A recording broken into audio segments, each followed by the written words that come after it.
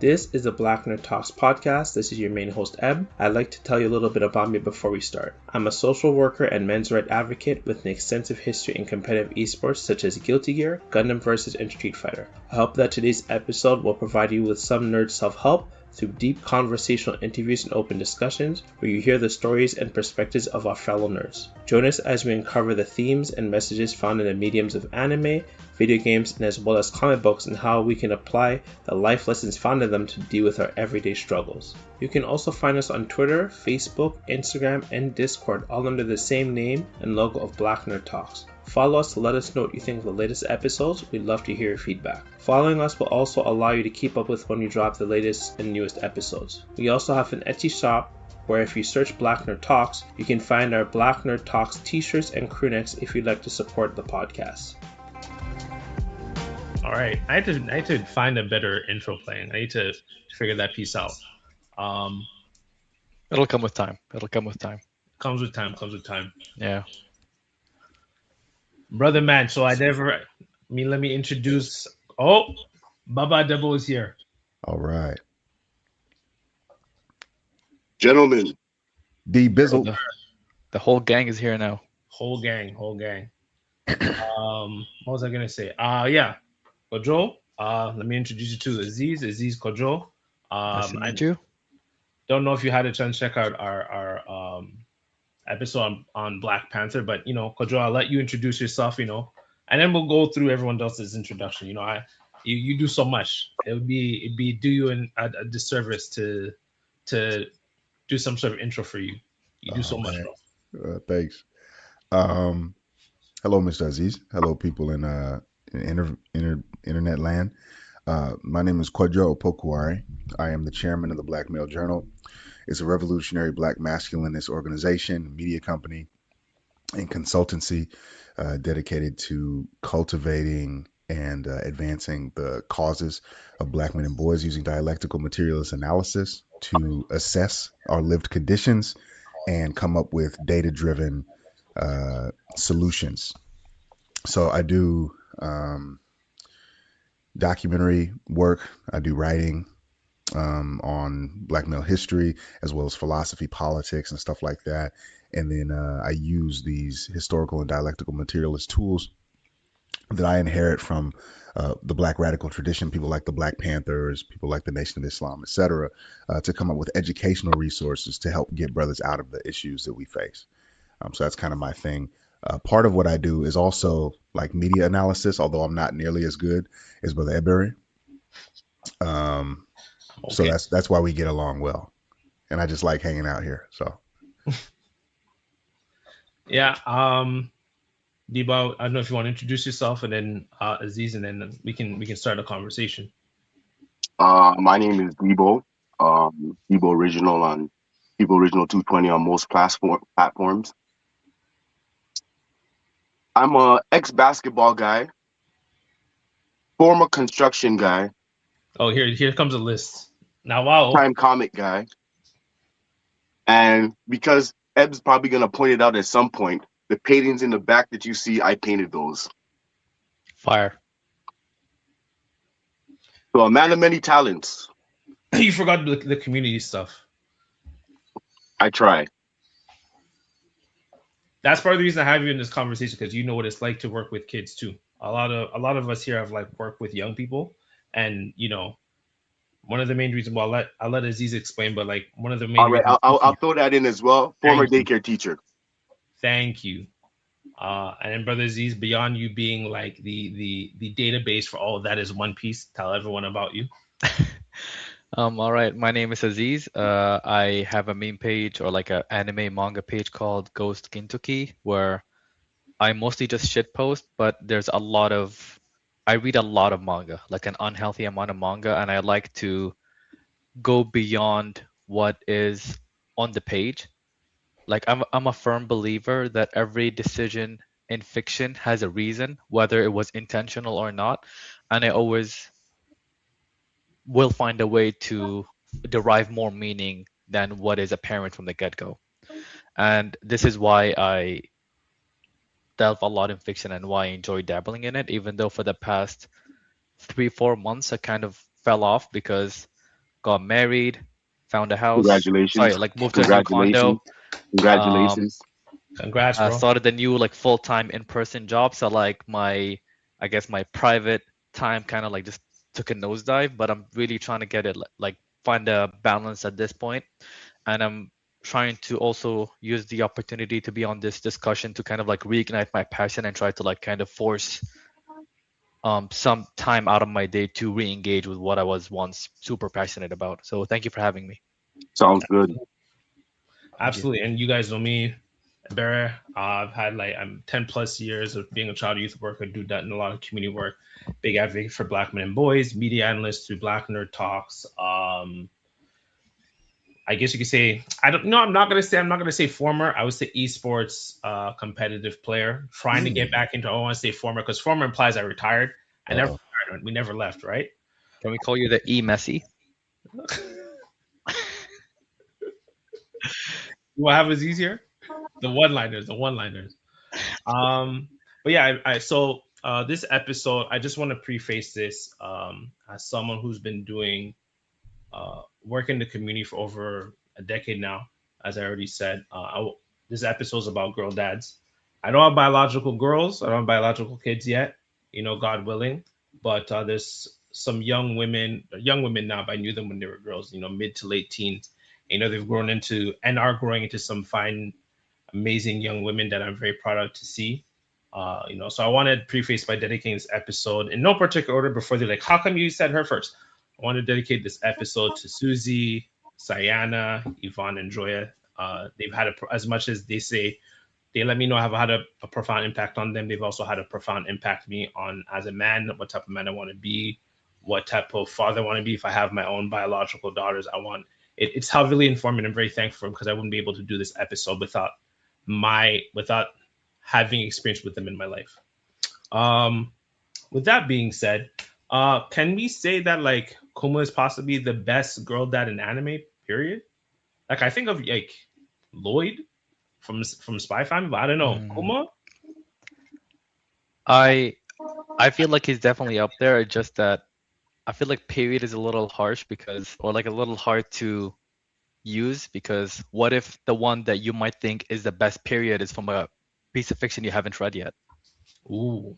Like that's why I try to like engage with fiction back to back because I'm like, oh, like what if the next one I have on my list is gonna be my favorite one, right? Mm. Like I don't know how you guys feel, but Eb knows this because I mention it all the time. I discovered Gintama in 2015. To this point, it's still my favorite piece of fiction of all time.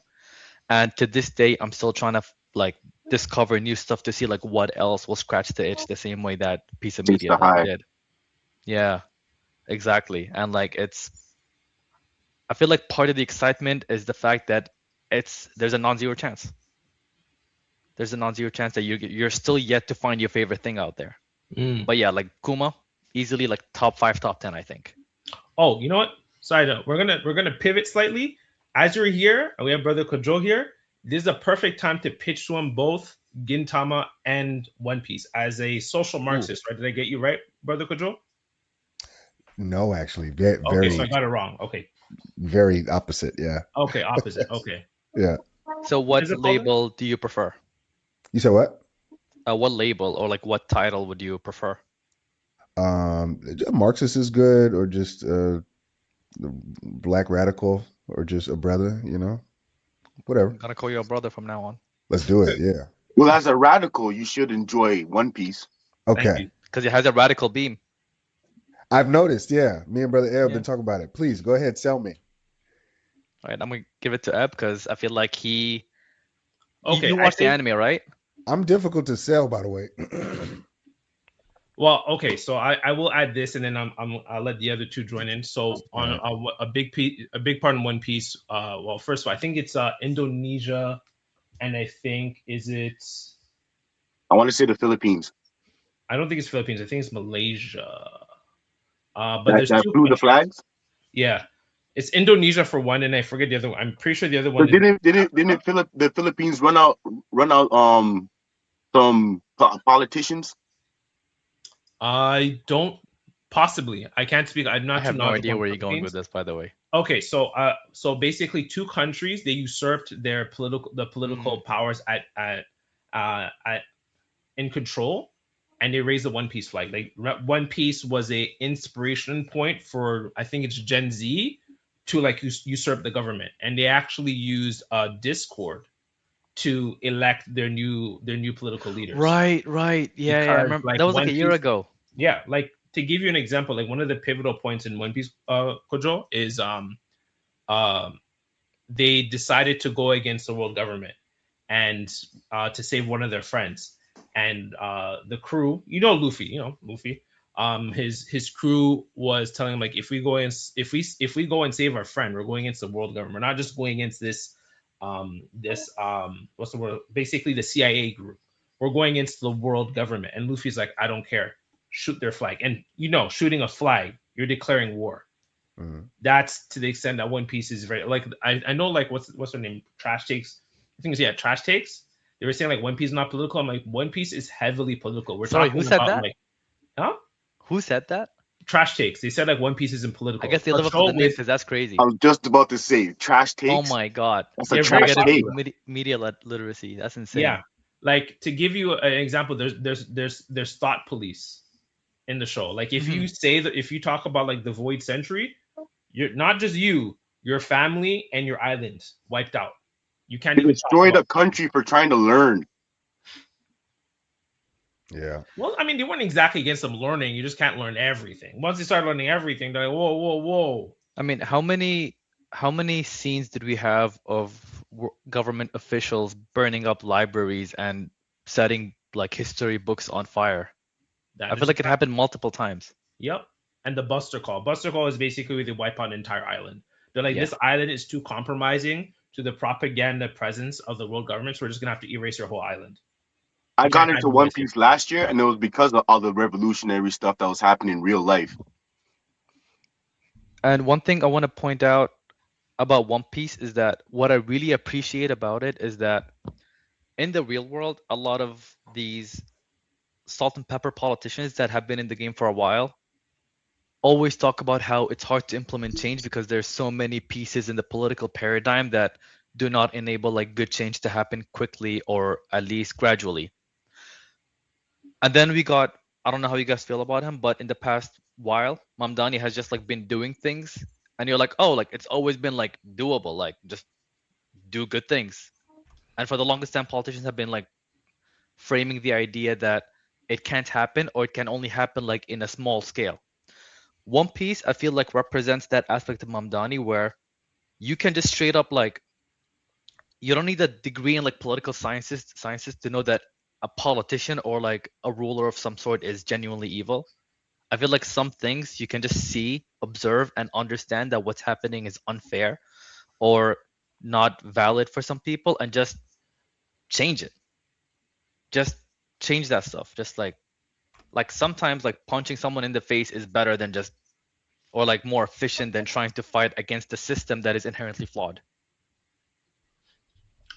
That also reminds me, just on a side note, it reminds me of the Celestial Dragons. There's actually a class in One Piece who are on the what's the word? There's like a Marijoy is like it's a different tier on the world. Like they don't live Oh, with a the rest caste of. system. Yeah, they have like a caste system. And like they're like a 1% group that inherited generational wealth, and they believe themselves as inherently better than everyone else in the One Piece society To the and, point and that they world. walk around with helmets so they don't breathe the same air as commoners. Yeah, Wow. yeah. And touching them will get you executed. Yeah.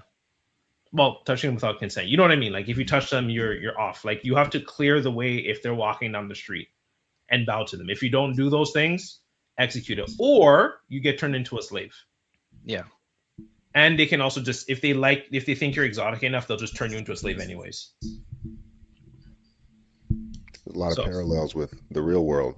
Yeah. yep, Yep. So I feel like that more than provides context for you to understand how whatever that podcast is called, Trash Take, saying One Piece is not political is crazy. it was the craziest thing. I was just like, I actually I had a tweet. I can maybe find it where I said like saying One Piece is not political is like saying Code Geass is all about chess and mecha. Oh Like my Code god. Geass is political. Like that's what those shows are about. Like that's the core theme. Anyways, And I feel like this gets me into like a whole other topic which I argue with people all the time about. You can engage with things like Dragon Ball simply and then acknowledge that other things have things below the surface. Like you can't just view everything through the lens of Dragon Ball where like, oh, like Luffy's fighting this cool ass fight, the animation is crazy, like I'm watching it for the animation. No, there's like open your eyes, brother. Open your eyes. absolutely. Yeah. That's a great way to seg into. I really found what I really found interesting. I know like this is like new information for you, brother Kojo, but I wanted you here because there's a lot of like statistical information that you'd be able to provide the conversation. So entertain us. But one of the things I really enjoyed about Kuma with his relationship with Bonnie, Bonnie being his adoptive daughter, from his love interest who was sold as a slave and used as a concubine for the elite, and then essentially cast aside when she contracted basically AIDS, like some sort of STD, if you will. Yeah, that dark. One of the things I love about Kuma's raising Bonnie is that she never knew, because like as much as Kuma's a loving, doting father who was a man of faith, you'd say Christianity low key because he was holding a Bible in the manga. Is that she never was exposed to his controlled violence, if you will, right? She always saw him as a softy, mushy, worry wart, but like he's coming home to her and he's wiping the blood off his face. I really love that about. I don't know how you guys felt about him kind of keeping her away from that, but it's something I really enjoyed about him as a character. Is a sense of tenderness, and I feel like that's what I see a lot with a lot of girl dads. Is a sense of tenderness that girls kind of bring out in the that girls bring on the men that are raising them. I don't know how you guys think or feel about that, and or your experiences.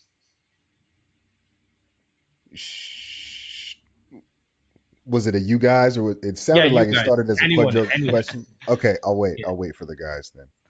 Right.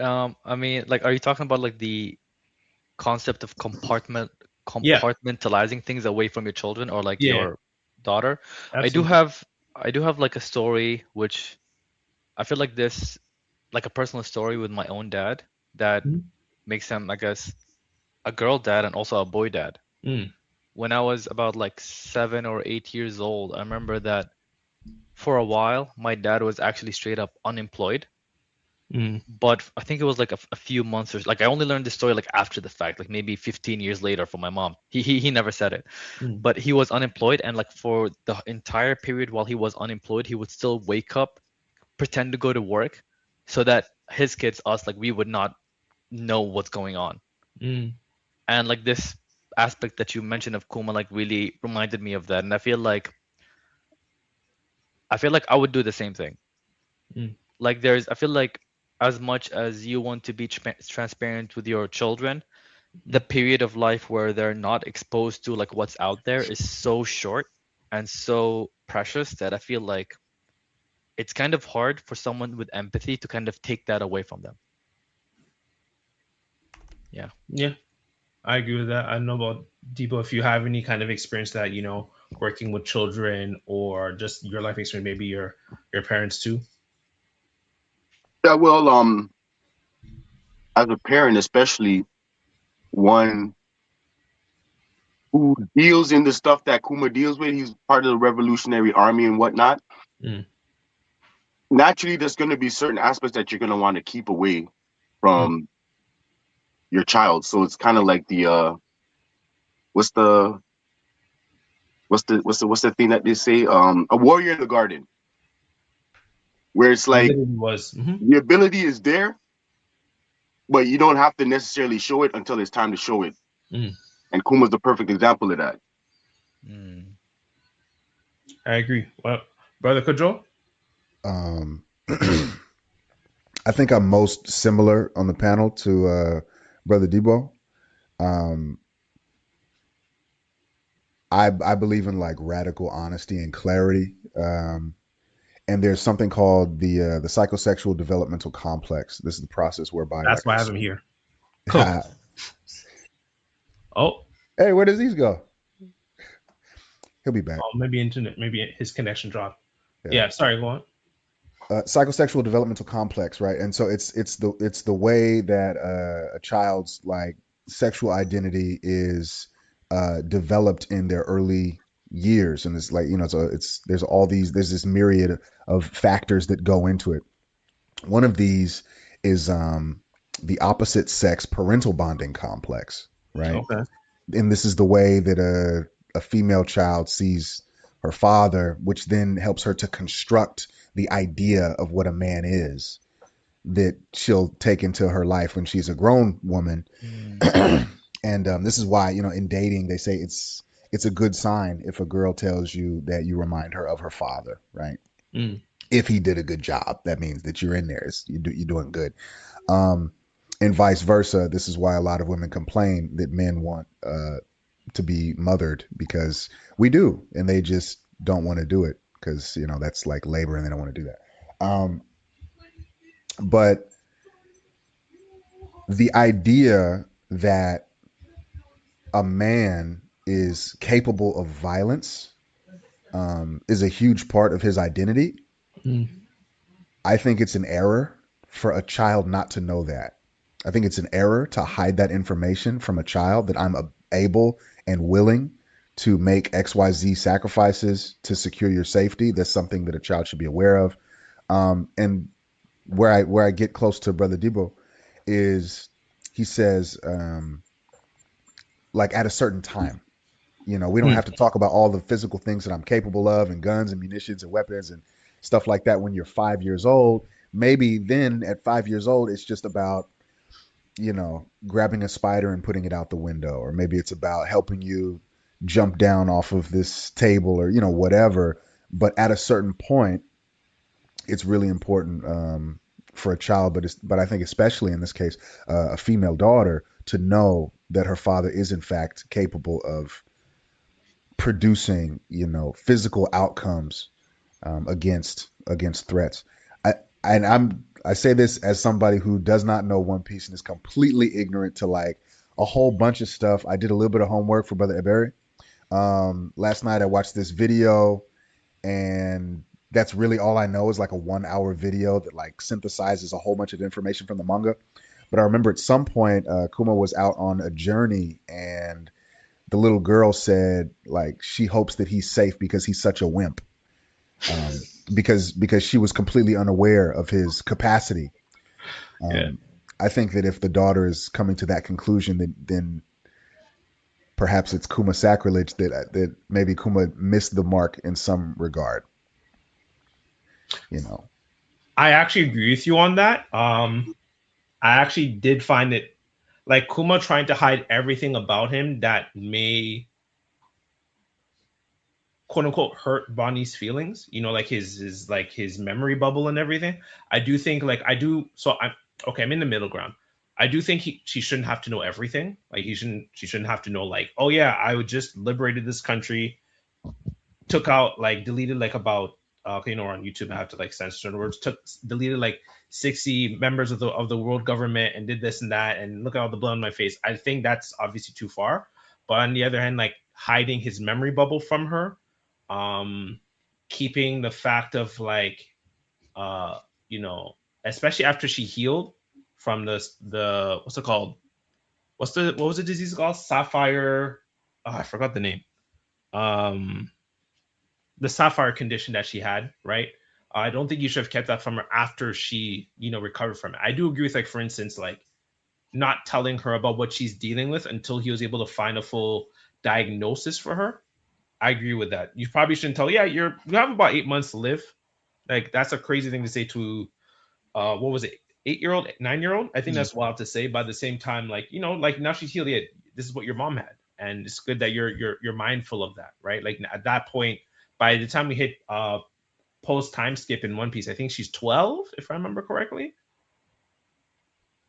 I think so, yeah. Yeah, I think about 12. I think by 12, 10, 12, I think you're able to receive and understand certain information a lot better compared to when you're like, I say 8, 9 and under. I think like there should be some grace given because, you know, you need to be able to understand the world, especially as you're getting older. Like you may be 12, but the world is not 12, right? Yeah, But this sorry, go ahead. no, go on. No, go on. I was gonna say that this reminds me of two academic aspects. One of them being how going into a debate or discussion with half the information is worse than going with no information at all, Mm. Yep. because can you can know like some aspects of a thing but not the other aspects, and like so you have like a flawed image instead of a no visualization of what you're trying to say, which could have you saying wrong things. And I feel like this is what you were trying to touch on with not telling her every single thing about her condition due to her age, because some things might just go over her head, and like you don't want to have a child just carrying a lot of stress and anxiety about a thing that they can't do anything over.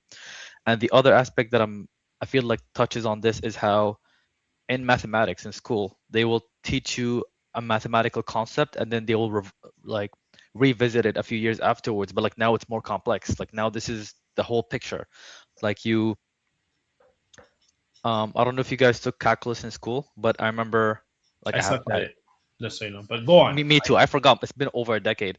um Initially, like before you get into it, like they kind of teach you teach you calculus without calling it calculus, and then they're like, oh, now we're doing calculus. What you were doing before was kind of like a prep work.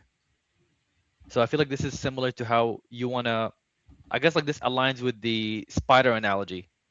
Like I'm taking out a spider, so like you're aware that I'm capable of, I guess, taking harm away, but I'm not gonna show you like all like the entire spectrum of what I'm capable of. You know what I mean? So I guess like the point that we're all um, discussing is gradualism and being Mm. aware of the child's mental space and capacity, which I think is very important. Yep, I very much agree. I do think like kind of Kuma kind of dropped the ball there. I think gradualism is a really great term. I really appreciate you saying that. I think he dropped the ball in that regard, even with regards. And I think the girls I mentioned at the beginning of the episode, that I look after and I love very much.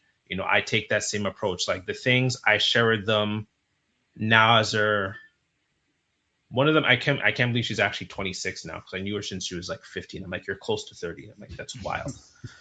Like, when did you get? Like, it only hit me the other day when we're like, you guys, most of you guys know Afi. I was talking to her and I just mentioned, I'm like, yeah, she's 26, and I was like, holy, like, she's close. She's like 4 years away from. Like, when did that happen? In my brain, she was like, she's still somehow 23.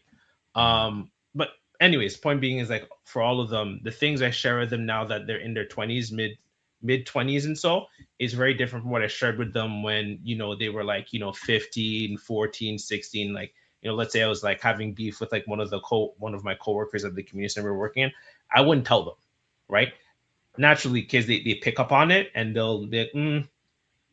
this person shicey with Ed. I don't know if I'm gonna mess with her or whatever it is. They'll obviously infer certain things, but I'm not gonna tell them, yeah, this person, she's affecting my pay and she's this and that. Like that's too much information for them to deal with at that age. But even now, like, cause we have those conversations like, yeah, I remember you were beefing with so and so, and I'm like, yeah, like I noticed. I'm like, yeah, it's because she did this and mess up with my pay. And they're like, oh, that's why you were like that. I'm like, exactly. Mm. They're able to handle that information. Even sometimes current things I'm dealing with, as opposed to me saying, yeah, like I'm dealing with some employment information. Now it's like I can tell them a higher degree of what I'm dealing with. It may not be everything because they're still in their 20s, so they're still grasping certain things, but I'm able to talk about more things with them as they're getting older. I'm also trying to keep in mind not to treat them, and I think that's a real. I think as from a parental standpoint, I think it's tough to have that gradualism.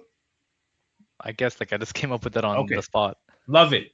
Great. We need to add it in the dictionary. In terms of gradualism, In there. I try to keep in mind that they're not, 15, 14, 16, 17 anymore. I think that's a hard thing for me because that's how I see them, but they're not that anymore. So I have to constantly, I think they're at this stage where we can have this sort of dialogue as opposed to before.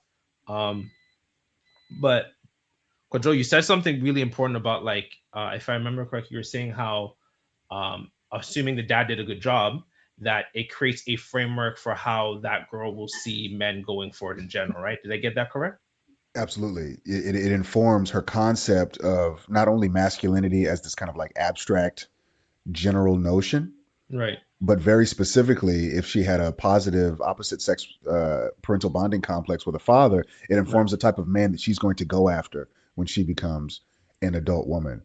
And so what you could have if he doesn't do his due diligence by the time that she gets a little bit older. I think that, and forgive my ignorance, I think that he's like converted into some kind of android robot with no Yeah, memories at some yeah, point, yeah. and so I suppose he doesn't get to see her become an adult. No, unfortunately.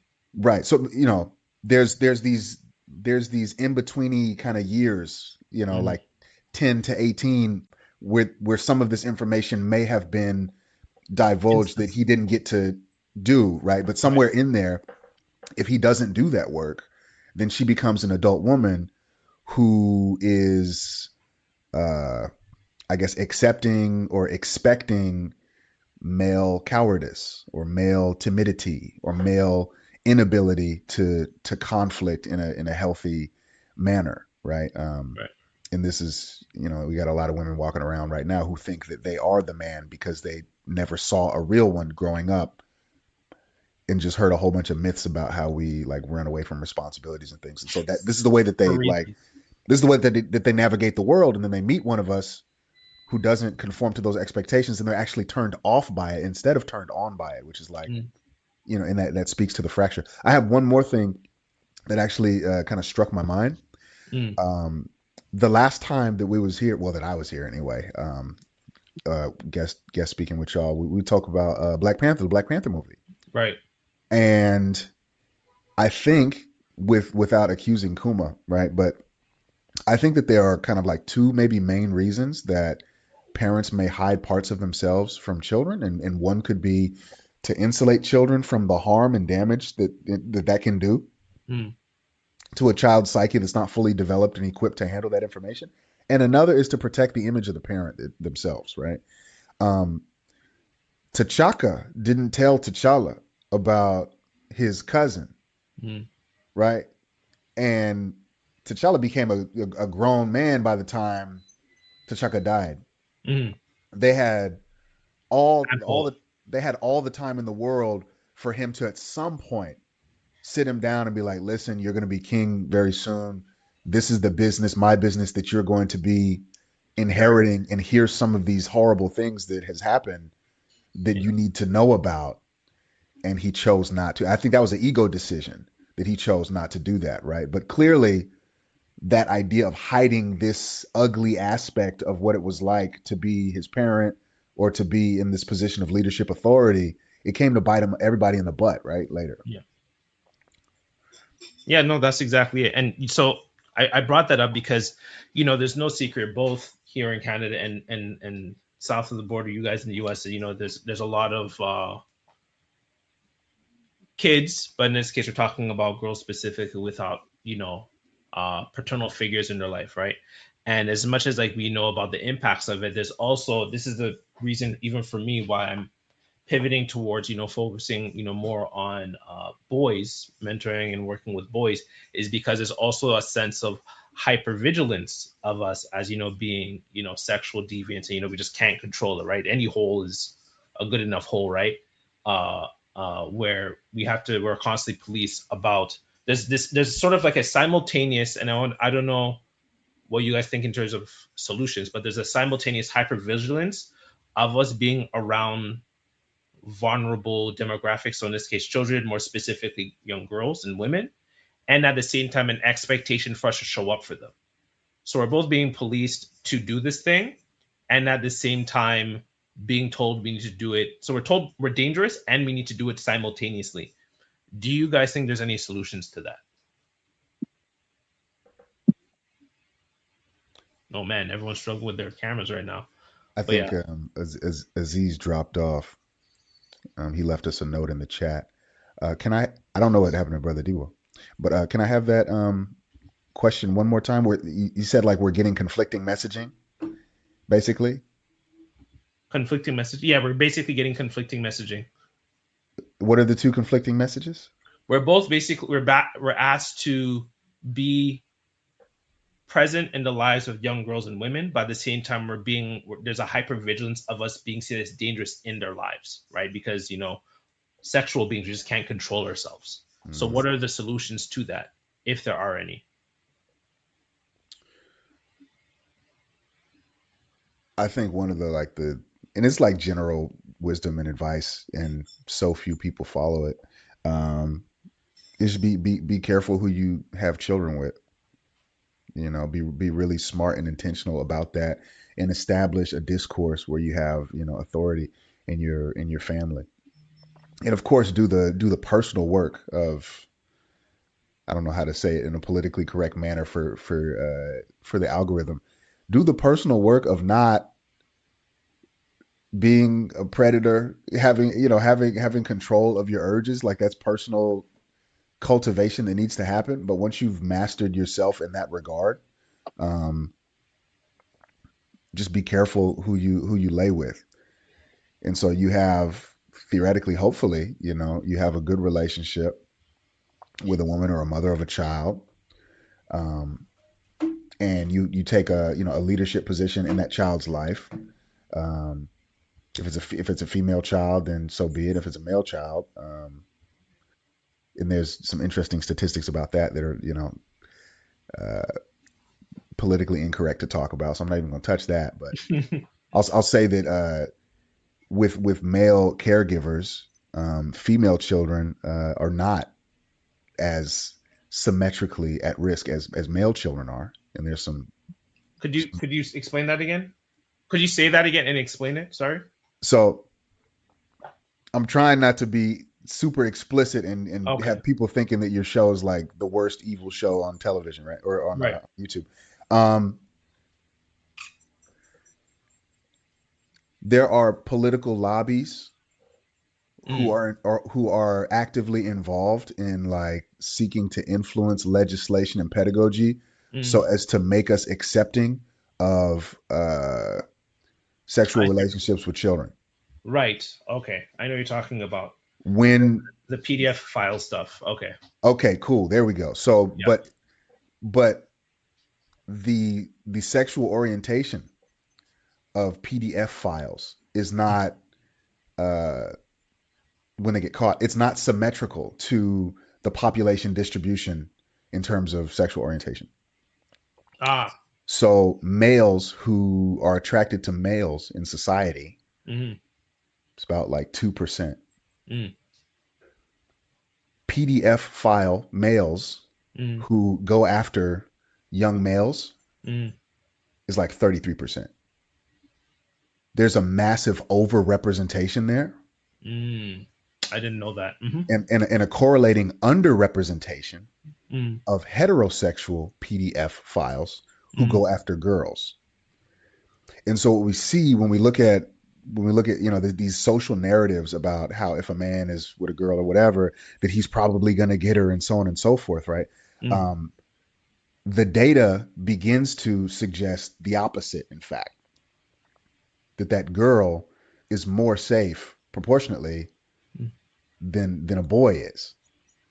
But there's this social expectation that's influenced by, feminist illogic that says, just be hyper vigilant because the girl is in the position, even if she is safer. And this is the same kind of like rhetoric that's nonsensical that we hear, like when women walk the street at night.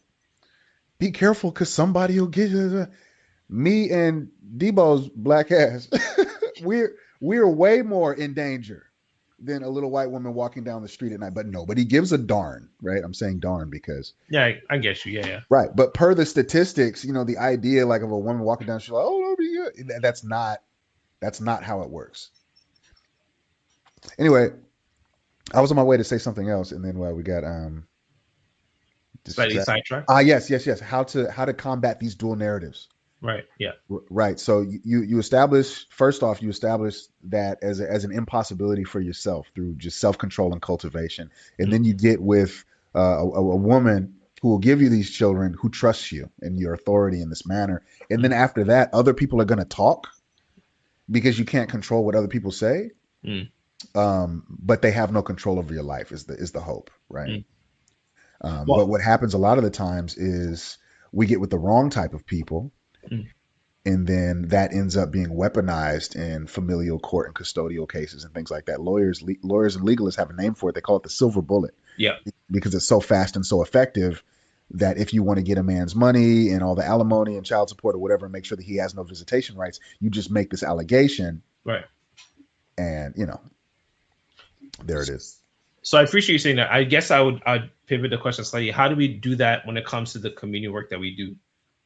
The expectation for us to show up for these young girls and young women by extension, and at the same time being experiencing hypervigilance on us.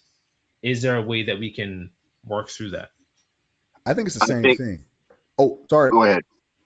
I think to Quajo's point, all you really can do Mm, is basically bank on your reputation. So, like to make it so that you're the person that won't do that. To mm, Quajo's point, mm, get with a woman who trusts you, so mm, then you and her know that you're not part of that, mm. and hopefully that will just trickle down, because like you said, there's nothing really that you can do. Right. Like I said, I used to be a daycare teacher, and when I started out being a daycare teacher, the general consensus that I got from people were, it's a great thing that you're doing. We Mm, need more men in fields like this to help Mhm. bring up the kids. right. But now I don't think the general consensus would be, oh, you're a male daycare teacher. That's great, especially when you hear stuff like, "I will choose the bear over a man." So it's like when that's the general consensus now, it's like all you can do is be the type of man that a woman would choose. Mm. That is great. Yeah, because with one of the surrogate daughters in my life, I remember when I first started working in her community, she was told by her mom to not essentially, I can't remember the exact words that she told me because it's like over 10 years now. Um, essentially be distrustful of older men, and so she had a lot of guards up with me. It took like months before she let her guard down. We connected over the fact that we're both Nigerian. And then that's what really built a connection between us. And now she's family. I haven't like she is family. But there was initial concern of her, um, there's initial concern that she had, like, just going based off what her mom told her. But at the same time, what her mom is telling her to do is the same thing, is the exact thing she needed. She needed like a strong male figure in her life. And then, when I think of one of the other ones, I won't say them by name because, like, I'm not trying to put their business out there, right? With another one, I remember with two of them actually, um, they intentionally sought a relationship with me out. I never asked them why. I never asked a question per se, but I saw how they had a inclination towards connecting with me versus all the other youth workers that were there, who were all women, right? They explicitly sought me out. They sought a relationship with me, and they sought my guidance and essentially leadership, right? They understood what they needed, and they sought me out. And then the last one, I saw there's gaps in which she needed, and I spoke to. She's a friend of mine. Her previous youth worker. She told me, like, yeah, there's a term that she. I would say the term she said. I'm trying to be a little bit PG friendly. But she was like, yeah, this is someone that doesn't have enough of paternal presence in her life. And I was like, bet, I got this. And I stepped up and I stepped in her life. Right. And, we have a really great relationship till this day. And, this makes me think of, maybe we can segue into it. It makes me think of two things. Um, One is a discourse about the game Pragmata, which you guys know about. Just the idea that essentially, um, and I'm gonna first pose this question to Brother Kojo to really like challenge these narratives. But there's a whole notion that we essentially we just can't control ourselves. There's a really good term. Makes me feel a really good term. I recently found Dr. Thunder's YouTube channel, and there's a really good term he used. Um, Men are seen as sexual beings, and in the sense of versus, and I'll break it down in a second, in the sense of being seen as beings that are sexual. So sexual beings in the sense of, we're looking for any access, any form of sexual access, any way, any form, any age, emphasis quotations, any age, and with or without consent, because we just have this inherent desire where we can't control ourselves, right? And that leads into, these sort of narratives where we just essentially can't control ourselves even around children. um, Versus, yes, testosterone and whatnot, we do have a higher sex drive, right? By and large, the average man does desire sex more than the average woman, but that doesn't necessarily equate to being a sexual being. Those are not the same thing. Desiring intimacy from your wife is not the same thing as like wanting any orifice that you can get access to. That's wild. But I did want to read. Let me see if I can put it up, and then I'll read it, and then we can talk about the whole Pragmata game discourse. So let's see. Um, Lots of strange reactions to this. So this is by Mary Morgan. I forgot the YouTube channel she's on with I can't remember his name. I think it's Ethan or Nathan something. The guy who always wears a hat. Political, quote unquote, political YouTube analyst. But essentially, she's one of the hosts on his channel. She wrote lots of strange reactions to this game, Pragmata. Let's clear some things up. Childless men do not have paternal instincts the way that childless women have maternal instincts. We observe this even in the way little girls play versus little boys. Men first experience paternal instincts once they have their own children, and typically those paternal instincts are only ever felt for their own children and no one else's. Men are not nurturers. Men don't gush over cute kids in public. Men don't have baby fever. If a man wants to possess a child for any reason other than being a product of his own lineage, he is likely a predator. And you'd be taking the feminist, radical, gender abolitionist position to protest any of the above points. This should explain why a quote unquote dad simulator game marketed to mostly childless men gives people the creeps. So I wanted to hear what you guys have to think about. I'll start with Brother Kojo. He's already smiling. There's community notes, but I want to get his information, especially from a Black male studies lens. Hit us with it, brother.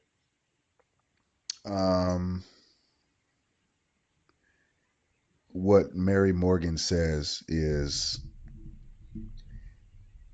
monumentally stupid. Thank you. Facts. Yeah. So there's a lot going on in there. Some of it I think is word salad, but let's start with the misuse of data, right? So it is really important to know, because this is what feminists do, or misandrists do in this case. They tell like half truths in order to construct like a full lie.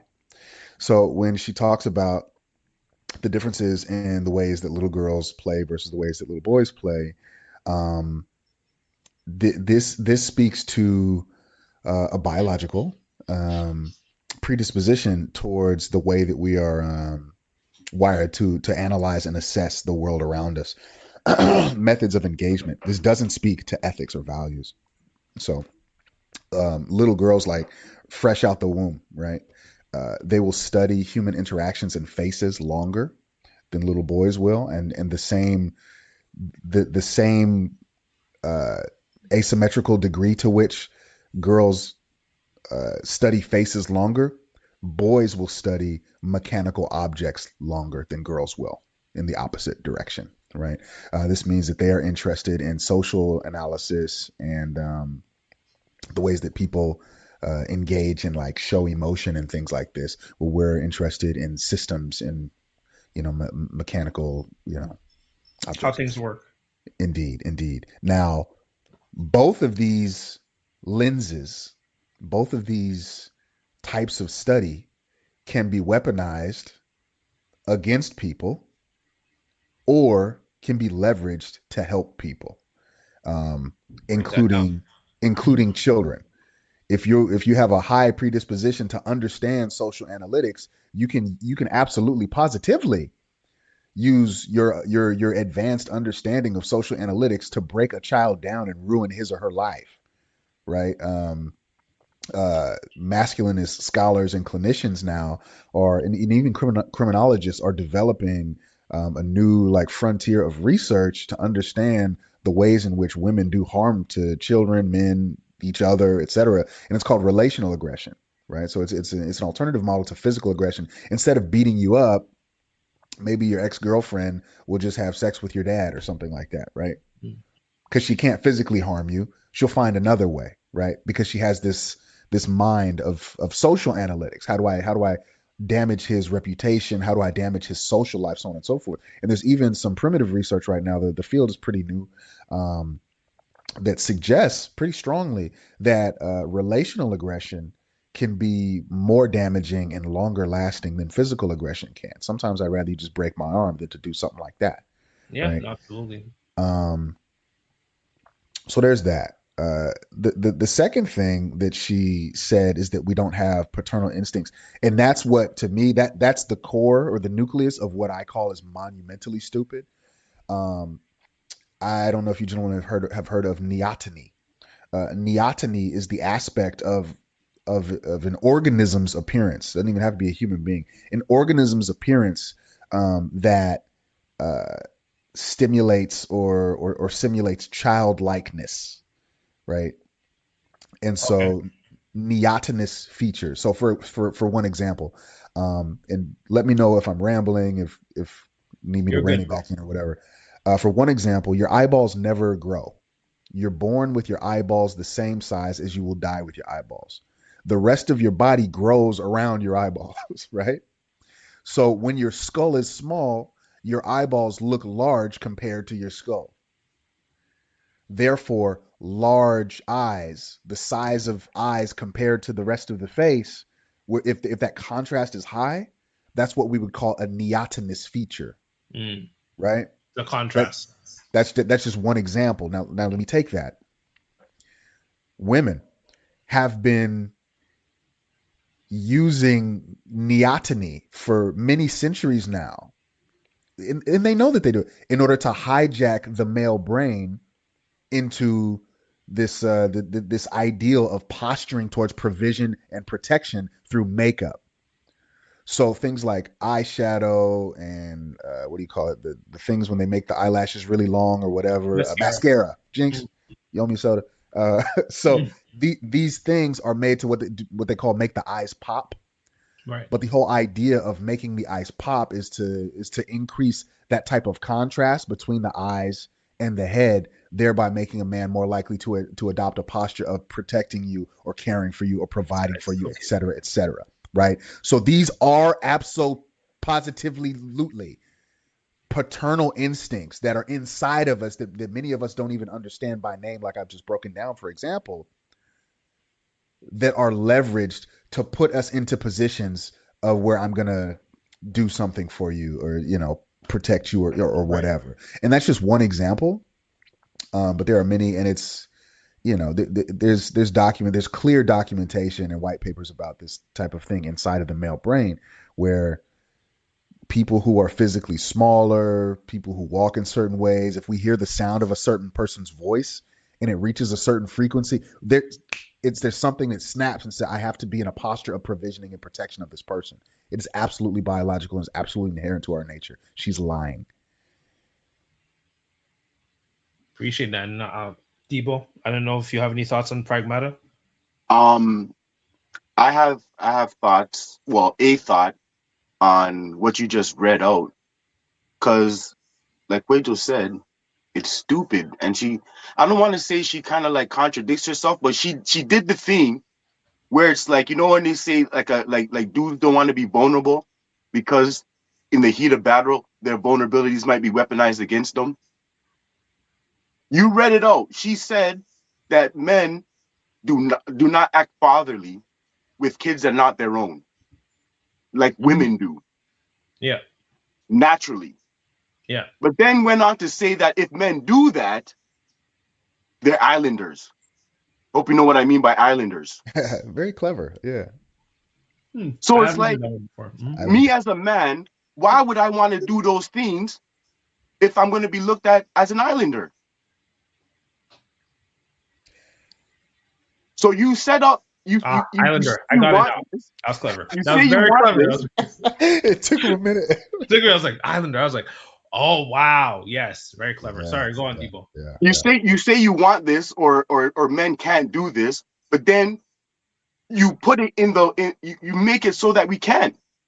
Confirmation bias. Yeah. If there's any evidence that I'm wrong, it's actually evidence that I'm right. Yeah. Yeah. Which is ridiculous because like, and also just the nature is kind of going on what you're saying.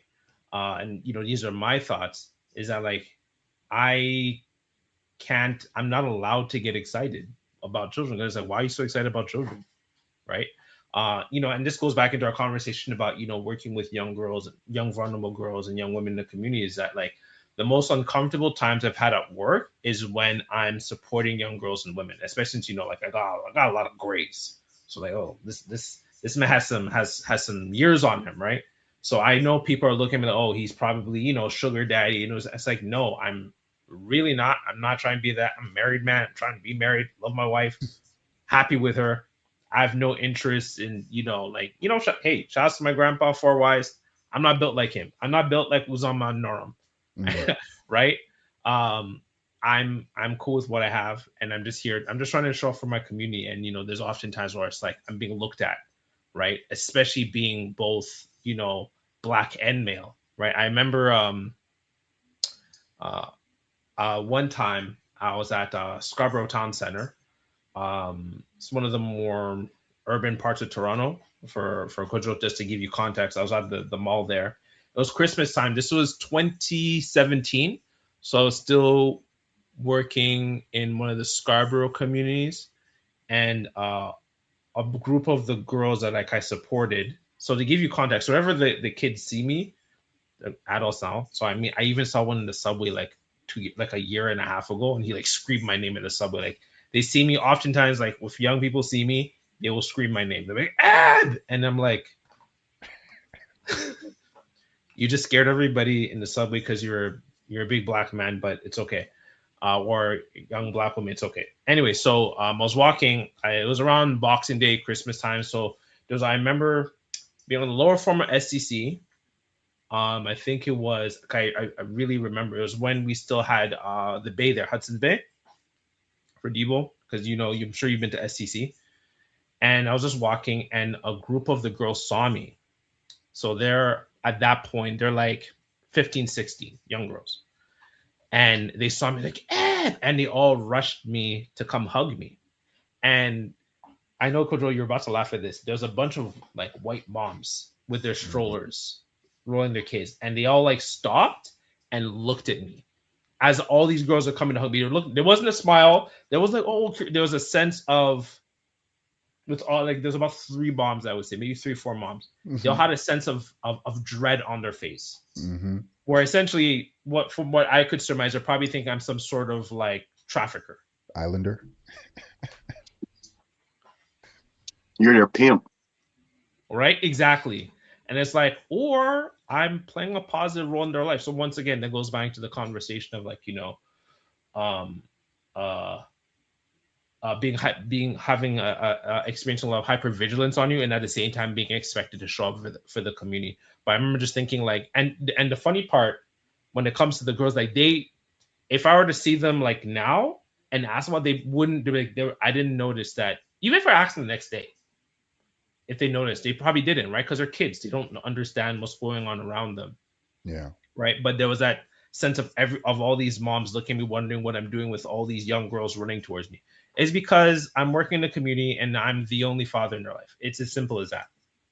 And it made me think of like there was, I don't remember when Dr. Tiesan Johnson mentioned it. I don't know if you guys have any experience of you, because Brother Kojo, I know you've worked in schools too. He says like, certain men have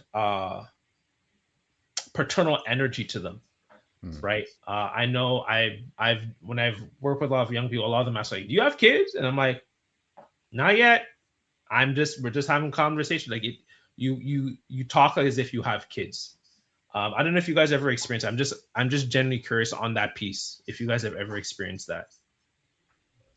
I don't know if it's because of my age, but yeah, I've gotten that a bit where it's like Must have kids, but no, Yeah, not and yet. I think that this can happen for different reasons, right? Sometimes there is such a thing, and I believe it if Dr. Tiasan Johnson says it that a brother may have paternal energy, but other times other people may approach us in public and say that we have paternal energy or whatever, that you probably have kids for completely different reasons, right? Okay. You're a black man over 20. Y'all Ah. hitting y'all hitting everything moving. You must have kids, right? Mm. It don't got nothing to do with my energy or the way that I speak or anything like that. You just assuming that I'm out here hitting something. So you probably got some kids, right? Probably by Mm. from different women too, probably, right? Mm. So sometimes this is like a projection. Although um, I do think that, to Dr. Tiasan Johnson's point, that there are like archetypal features that we would associate with fatherhood that some men embody, and I think there's a myriad of features, or there's a myriad of different types of fathers. Oh, break that down. I'm very I've curious. gotten it. Well, so if, let's say, if a man is dutiful, if he is wise, if he is measured in his speech and tone, and if he is very patient, you may say that he has fatherly energy about him, right? Um, or if he likes to play and he's silly all the time and he's, Mm. has a lighthearted, childish energy about him, you could also probably see that that's me. Mm. You could also probably see that he has a child, or has that he's working that outlet somewhere, right? Mm. I So kind of see it based on profession. Like yeah, if you are a person who who is in certain profession in certain fields, you might give off father. Like for example, I can see a preacher giving off father, a coach giving off father, and a teacher giving off father. yeah, yeah, yeah, Yeah. There's actually There's actually 2 points. Sorry. There's actually. So Dr. Tiosan Johnson said he's one of those people. Like he has that. He's gotten that, and I think that goes into what you're saying. I think with his measured and patience approach. I mean, he's been working with kids for as a teacher for how long, right? I think over yeah, 20 years now. yeah. Um, and then there's also the aspect of what was I about to say? I think that's why, because I don't think this is. I only saw like one YouTuber talk about it, and one of the announcements might have been the one I sent to you, Kojo, where only one person pointed out like Jeannie, Bonnie's mom, instinctively knew that Kuma would be able to father Bonnie without ever having to have that, back and forth exchange. I don't think she even said she had a daughter with her. She just passed away, right? And then, but we all know, like when you think back, she instinctively knew there's a child that would be able to raise Bonnie in a loving, paternal way. It would be Kuma. And Yeah, that's one of the things that, like I said, I don't think that was talked about enough. I think that's a really big point when it comes to his character, is the fact that he always had that paternal energy to him, that protective nature. Sorry to He interrupt you, but to Mhm, your point, to add to Kuma's character, she mhm. didn't even tell him where she was. He Okay. just knew where to find her. Yeah. Yeah. Yeah. Hmm. That's So it's instance like, right there. boom. So it's like one of those. I'm sure you've seen this trope in some kind of show where it's like the kid's missing, and a parental figure would be like, I know where to find him. This is his space or whatever. So Kuma, right on point with that. Hmm. Yeah, Yeah, no, that's a really good point.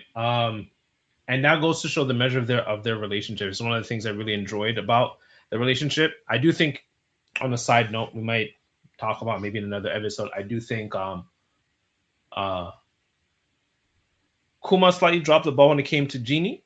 I think he should have given her the choice. As much as like there is a sense of PTSD from being a slave, right? On why he didn't want to marry. Just to give you context, Kojo, I don't think the video explained it, but like he's part of an extinct ethnic group that are seen as an inherent enemy or traitor to the world government. So once you're found out to be part of this ethnic group, you're automatically put into slavery, even if you're like 10% of this ethnic group, which is Buccaneer. If you're even 10% slave, because you'll have like some of the phenotypes of them. So Mhm. because of that, and because of him being 50% Buccaneer, he was automatically sold into slavery, along with both his dad, who was full Buccaneer, and his mom, who was human, right, just normal, uh, Homo sapien. And so because of that, he didn't want to have like biological kids with Jeannie, and to start a family with her. But I think that he should have given her. I do think like that's a choice that she should be able to make, instead of just him entirely making that choice for her. If she loves you, she loves you. Let her. I don't know if how you guys think about that, but that's like my kind of stance on that. Mhm. I believe in as far as like child rearing between two groups of people. Mhm.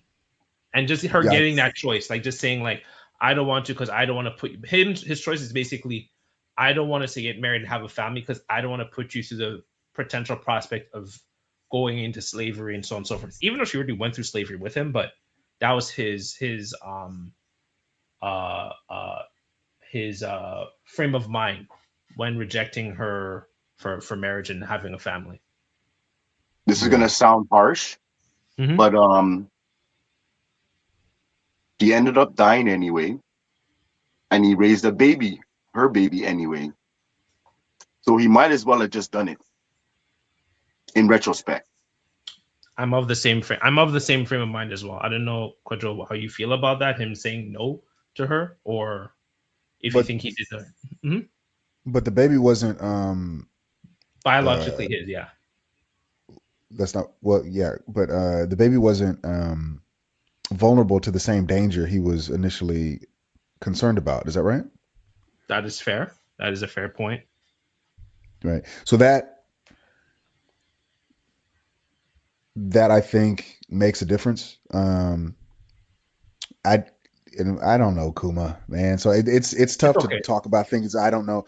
But if that was his primary concern, that if we have a child, that child would be sold off into slavery. If that's his only and primary concern, then hopefully between these characters, there's another lane of conversation that can lead to some other solutions. Like maybe we adopt, or maybe we can still get married and I act as a caretaker to your child that you already have.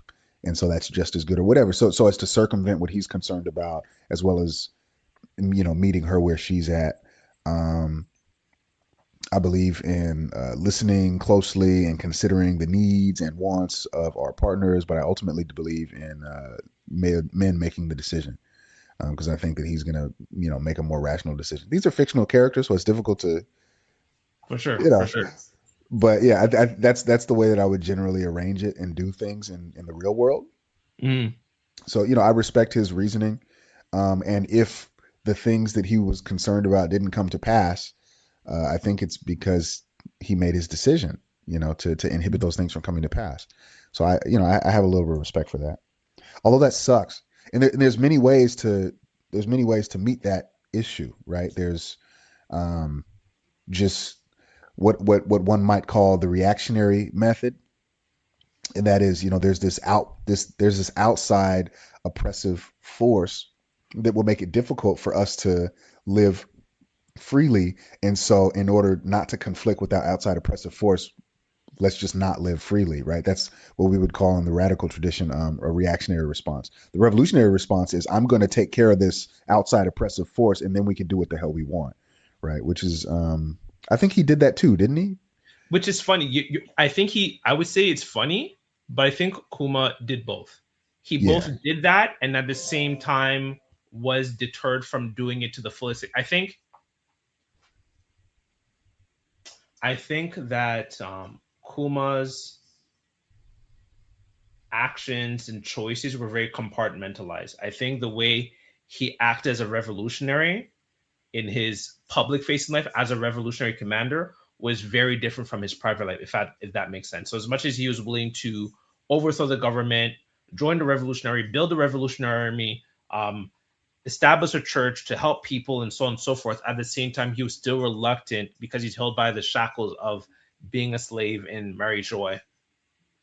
So there was a bit of both. There's a bit of play, which is credit to Oda, the mangaka creator of One Piece, is the fact that he was able to make Kuma so complex. He wasn't so like, I guess you could say one dimensional. Not just I'm not shitting on the character, but compared to like Luffy's dad, Dragon, he's not even Luffy's life because he's like, you know what? I'm not trying to have you exposed as I'm not trying to put you your life is already in danger just being of us being of the same ethnic group.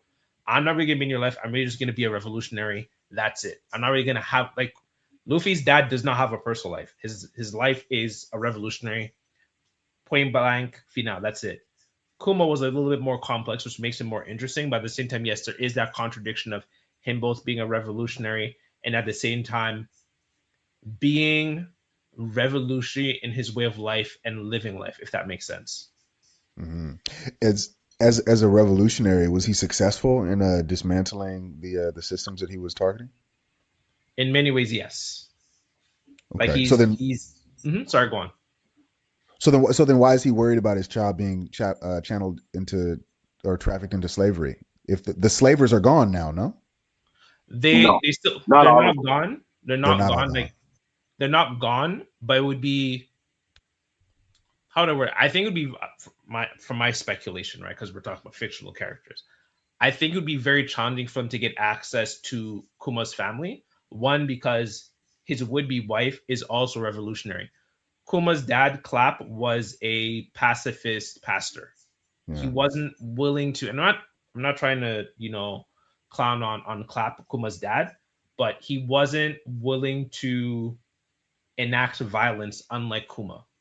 So there's that big contrast between both him and his dad. Like things would play out differently. His mom can't fight, but Mhm. both Kuma and his would be wife, they're revolutionaries. They're fighting. They're the reason Kuma's genie got captured is because they got ambushed in war. Like she can fight. Sorry, you're about to say, Kojo?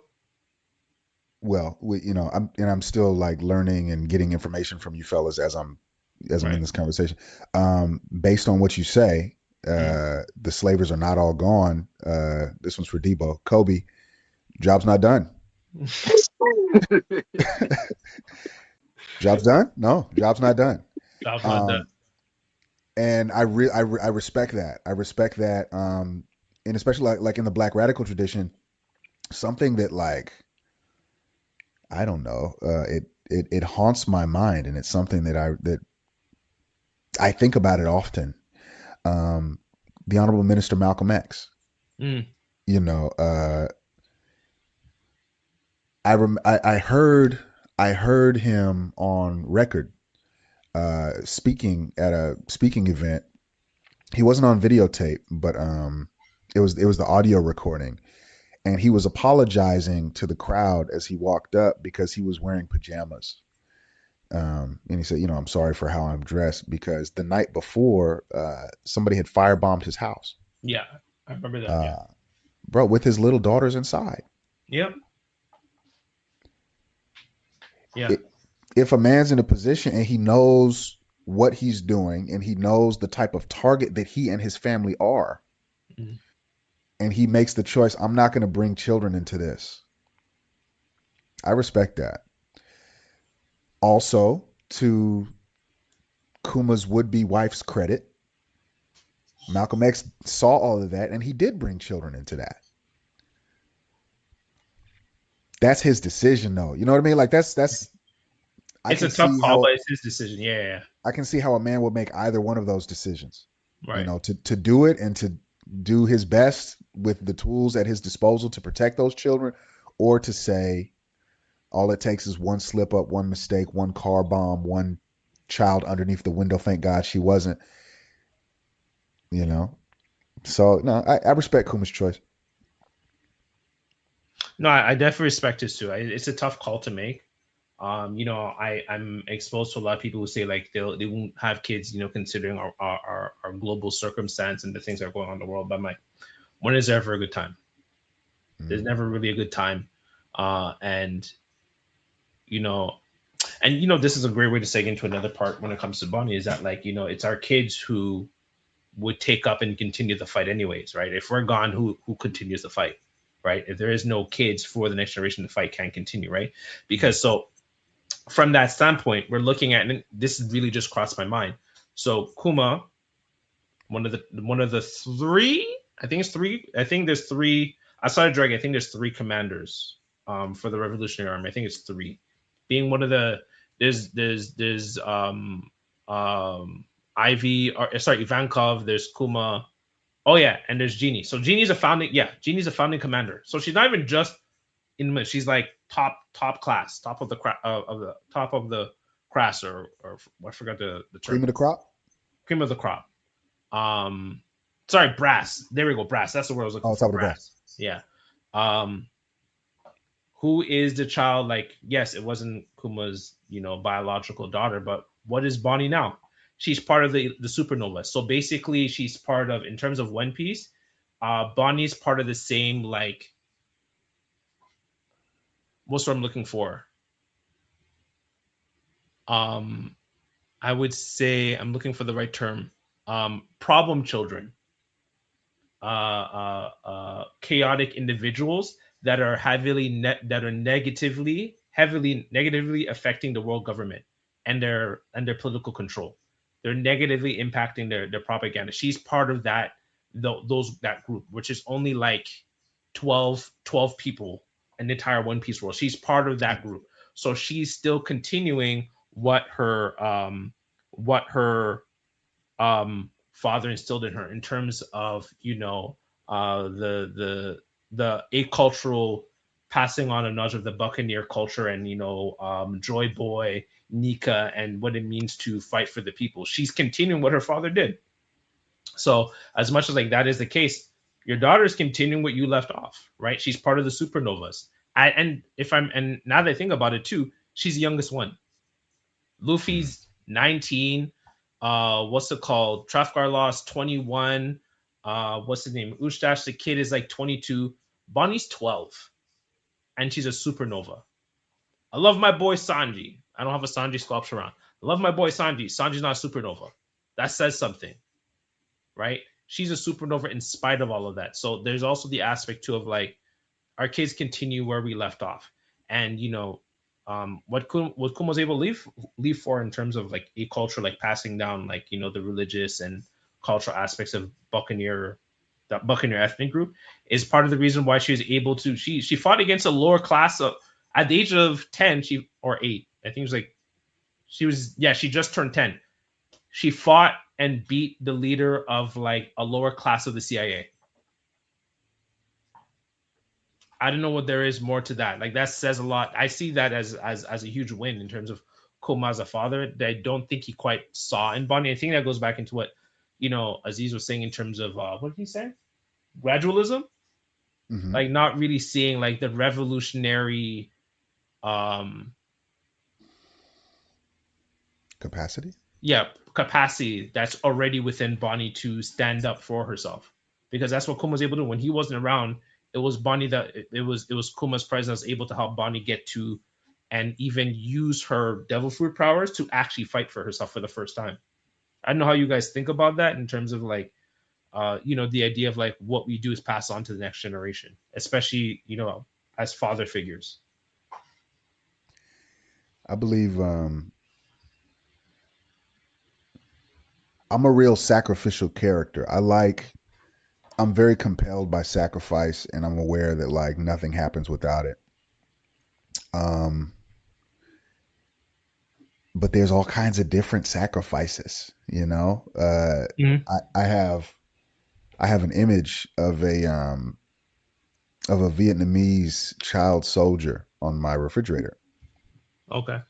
and he's got the Kalashnikov, and he's ready to go to fight for his country. And the reason that is because they were overwhelmed by the numbers and technology of the Americans Mm-hmm. in the Vietnam War. And this little boy, like he had to pick up arms and do his duty or whatever, to protect and secure the future of his nation and his people. But a child shouldn't have to do that, you know. Like Michael Jackson syndrome, right? It's like, yeah, you could do all this cool stuff, and you even more advanced than the adults in many regards. And so, congrats, good job, Bonnie. But you what are still you lose your child. what are you missing out on in exchange for that? Not that you can't do it, not that even you shouldn't do it, because that's like an ethical choice about weighing pros and cons and the cost of time and waiting another 10 years. Like there's all these things to get. Okay, I understand and I recognize that you did, and congratulations and good job and so on and so, but there's still something lost that I understand a parent would want to insulate a child from, at least for a period of time, at least for a little while. I don't know that there's a right answer to that. I just know that it's a difficult position to be in. Debo, I have some thoughts, but I want to let you go before I speak, or if you need more time to think. I'm just thinking about all the different characters in One Piece and trying and looking at their childhood, Mm. and most of them are similar in they all face tragedies and they've all overcome those tragedies, and for the most part it hasn't led them astray to the point where they're on the dark side, if you will. Yeah. So you look at Bonnie, both parents, Luffy, what's homeboy's name again? Was it Sabo? The one that's alive? Yeah, but Sabo. Yeah. we didn't know Yeah. for the while Yeah. what his fate was. Yeah. Sanji, his situation, dude had to eat his foot, and Zeph. Yeah. that Zeph had to eat his foot, thinking that he was being greedy, and that you see how that shaped Sanji. Yeah. Then you got Zoro with can't remember her name, but Because it was so long. It was like it's like 50 years. 15 years ago, That's 1,000 episodes. true. Yeah, bro. I can't remember. I can't remember her name myself. It's okay. You I'll see find. Nami's past and Robin's past. All of them have a dark past, yet all of them are carrying the legacies. Quina or Quina. But all of them are still carrying the legacies of their lineage, Yeah. and they're all young. Yeah. All of them are relatively young. Yeah. So yes, it's true that young, and they're like they're like the biggest revolutionaries in the world next to a dragon. So it's like, yes, absolutely, young people should not have to have to carry this burden, but they're doing a damn good job at it.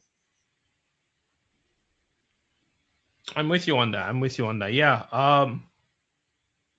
So I do think I very much see Kojo's point. You know, like there's a lot of her childhood that she missed out on because she had to deal with so much, right? Like as much as like it's a testament to who Kuma is as a father that she is basically a revolutionary at the age of 12.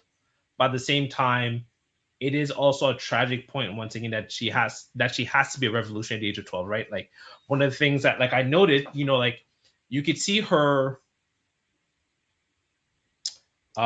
developmental disposition with her because she has like the age fruit, if I remember correctly, if that's the name, or is it time fruit or age fruit? But essentially, when she's very distrustful and angry, wrathful, scornful, that's when she's in her adult form. You know, to protect herself, right? We always to have a certain posture. You posture yourself as someone older, guarded, jaded, stoic. You know, to protect herself. But the moment she feels safe is when she goes back into her actual physical 12-year-old self. When she's not, she looks like a 20, 22-year-old, right? When she finally got to see, so when they first arrived at Egghead, I should also previous, when they first arrived at Egghead, she's angry, she's in her adult form, she's chasing around Vegapunk trying to off him. She's like, you did this to my dad, you took away my family, it's your fault, you gotta go, right? And you know, Vegapunk, because he wants to, you know, honor his essentially his best friend's memory, decides to take on all of her anger and wrath without telling Bonnie that no, I didn't actually do this. I was forced to, and Kuma asked me to keep this information from you. When Bonnie finally gets exposed to Kuma's, memory bubble, and she runs to Vegapunk. I love the scene where she just walks towards, Vegapunk, crying, and as she's crying and weeping like a little girl, what a little girl wouldn't when she sees everything that her dad went through in his life, she turns back into her child self, and she hugs Vegapunk and apologizes for him. And pretty much until Saint Saturn shows up, she stays as a child because she feels safe and protected, and I really love that.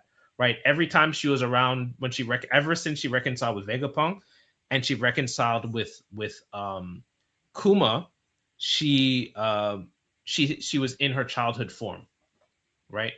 Including the point where the really cool point where the Sakuga, where Kuma finally arrives, as an android, Dex, Saint Saturn, and probably one of the most visual impact frames that the closer. I loved it. By the way, side note, credit to Oda.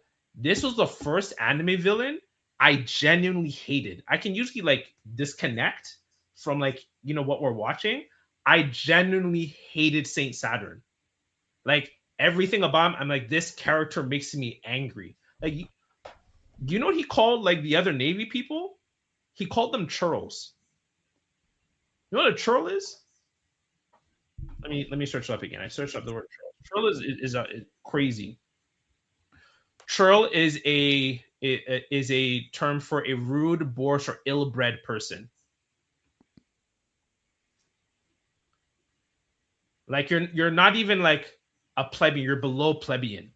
That's what he's calling the Navy people who are fighting with him. He's like, silence you troll. I said, yo, this guy is just. But don't you remember what was said when he made his first appearance? The guy said no Marine under the I think under Commandant, I think it was, or Commander, Commodore, yeah, could not be in his presence. And the first person he saw, he shot. Yeah. So there you go. Crazy work. Yo, this character just pissed me off. He's like, yeah, it's not like Kuma was just like, sorry, Saint Seiya was even saying things like, if you weren't Buccaneer, you wouldn't have had to be a slave. It's not my fault you were born into your ethnic group. I just feel like you should be a slave. I was like, yo, this guy is just getting on. This guy was this. He got under my skin. So, anyways, shout out to Oda for writing a character like that. Like, pretty much all of the villains I can like I said, disconnect. Saint Saturn, I was like, this guy's cheesing me. So when Kuma punched Saint Saturn, I couldn't explain, but I felt a great sense of relief seeing him just deck him and send him across like Egghead. Like I was like, yes, lay this man out. This guy is cheesing me. This guy's making me so angry. Anyways, yeah, that was a really powerful scene. You saw like after that, and then I think we can kind of speak on this when it comes to, the impact that, because we talked about the impact that dads have on girls. There's also a co-symbiotic, maybe I'm using the wrong term, impact that girls have on dads. And you saw how like despite all the programming that Kuma went through, his core is that he's a father to Bonney, and he walked to her while she's crying in her childhood like physical form and picked her up and consoled her. So at the same time, just like we were talking about at the beginning of the episode, there was a sense of measured controlled violence. He uses his armament haki, sent Saint Saturn flying, and at the same time walked to Bonnie and console her. And also, I want to give a shout out to my boy, shout out to Sanji with his soft skills. He picked up on what was going on and told everyone to stop. He knew Kuma's got this. We ain't got to go save Bonnie. Her dad's there. So shout out to Sanji for that. But I wanted to kind of ask you, Brother Kojo, I know it's like last second. What are some of the benefits that dads have in terms of having girls? That are exclusive to girls, not just children, if there are any. I don't think I know that.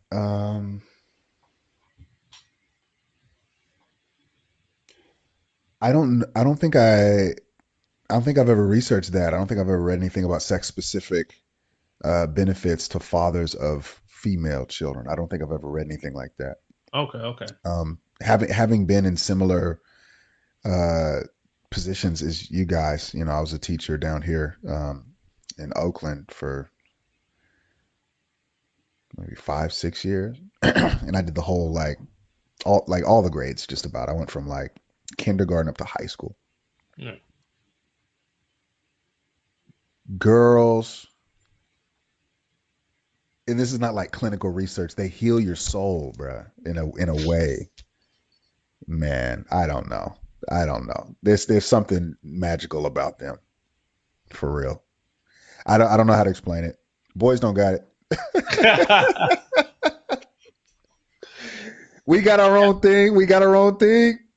But when a girl looks up to you and loves you and treats you with kindness and respect, I don't know. There's something special there. It hits different. It hits different. I don't know. It's different. We're different people. You know what I mean? I don't Yeah. know, Debo. Do you have any kind of experiences, doing daycare and working with children too? I remember I used to coach basketball, Hmm. and let's say if the WNBA was to play a game against the NBA, I'd be rooting for the NBA. Right. I was coaching girls and boys, Hmm. and it was girls versus boys. The way I rooted for those girls to beat the boys, if you seen the way I was coaching up those girls to beat those boys, and the cheering and the pride that I felt when those girls beat those boys, oh my goodness. Oh my goodness. Like you said, it was magic. It was magic. I've coached boys and won with them. It could not compare to how I felt coaching those girls up. Mm, yeah. Yeah. Sorry, Kojo, you were about to say something? Maybe not really. It, what he says reminds me of in terms of sports. I'm not a ball sport guy. I'm a martial artist. Uh, I have a good friend who is he's my sitai, meaning he's been training. He trained at my school after I was there. Right, he's like a younger brother. Mm. Um, you might like to meet him too. He's a big anime guy. Anyway, shout out to brother Jovan, King of Spades. He tells me that he likes to watch women's mixed martial arts. He likes to watch it more than men's mixed martial arts because he says that the men think that they can just throw strength at the problem, just brute force at the problem. Women are aware that they're physically inferior, and so they're more technical. They have to remember very specific techniques. They have to be measured. They have to be calculated in their approach, and the way that they fight, he thinks is sharper and it's more tactical than men just like doing some guerrilla stuff. Um, and if you look closely at some of the greatest female fighters, they're highly technical. They're all highly technical, and this can't be said about some of the great male fighters. Although many of us are technical, but not all of us are technical. Some of us is just like Brute Brute. force. if you hit him hard enough, he'll go down, and you don't need a technique after that, right? Mm. And often we lose for that reason too. We're trying to just hit him hard, and you know he sees it coming from a mile away. So in sports, I think that there's something to be said about like trusting the process versus like being bullish. And there's like this hormonal trajectory, especially when we're talking about underdeveloped people where they're like children, um, where like coaching girls, I can see how that could be more satisfying. Yeah. Even for me, uh, like I love my boys. They're young men now. I love them because they do listen. So they're like, yo, what Eb say about it? I love them. I love all of them so much, and I'm so very much proud of them. But like when my girls text me or they say I love you back, like that that does something to me. I can't explain it. Like when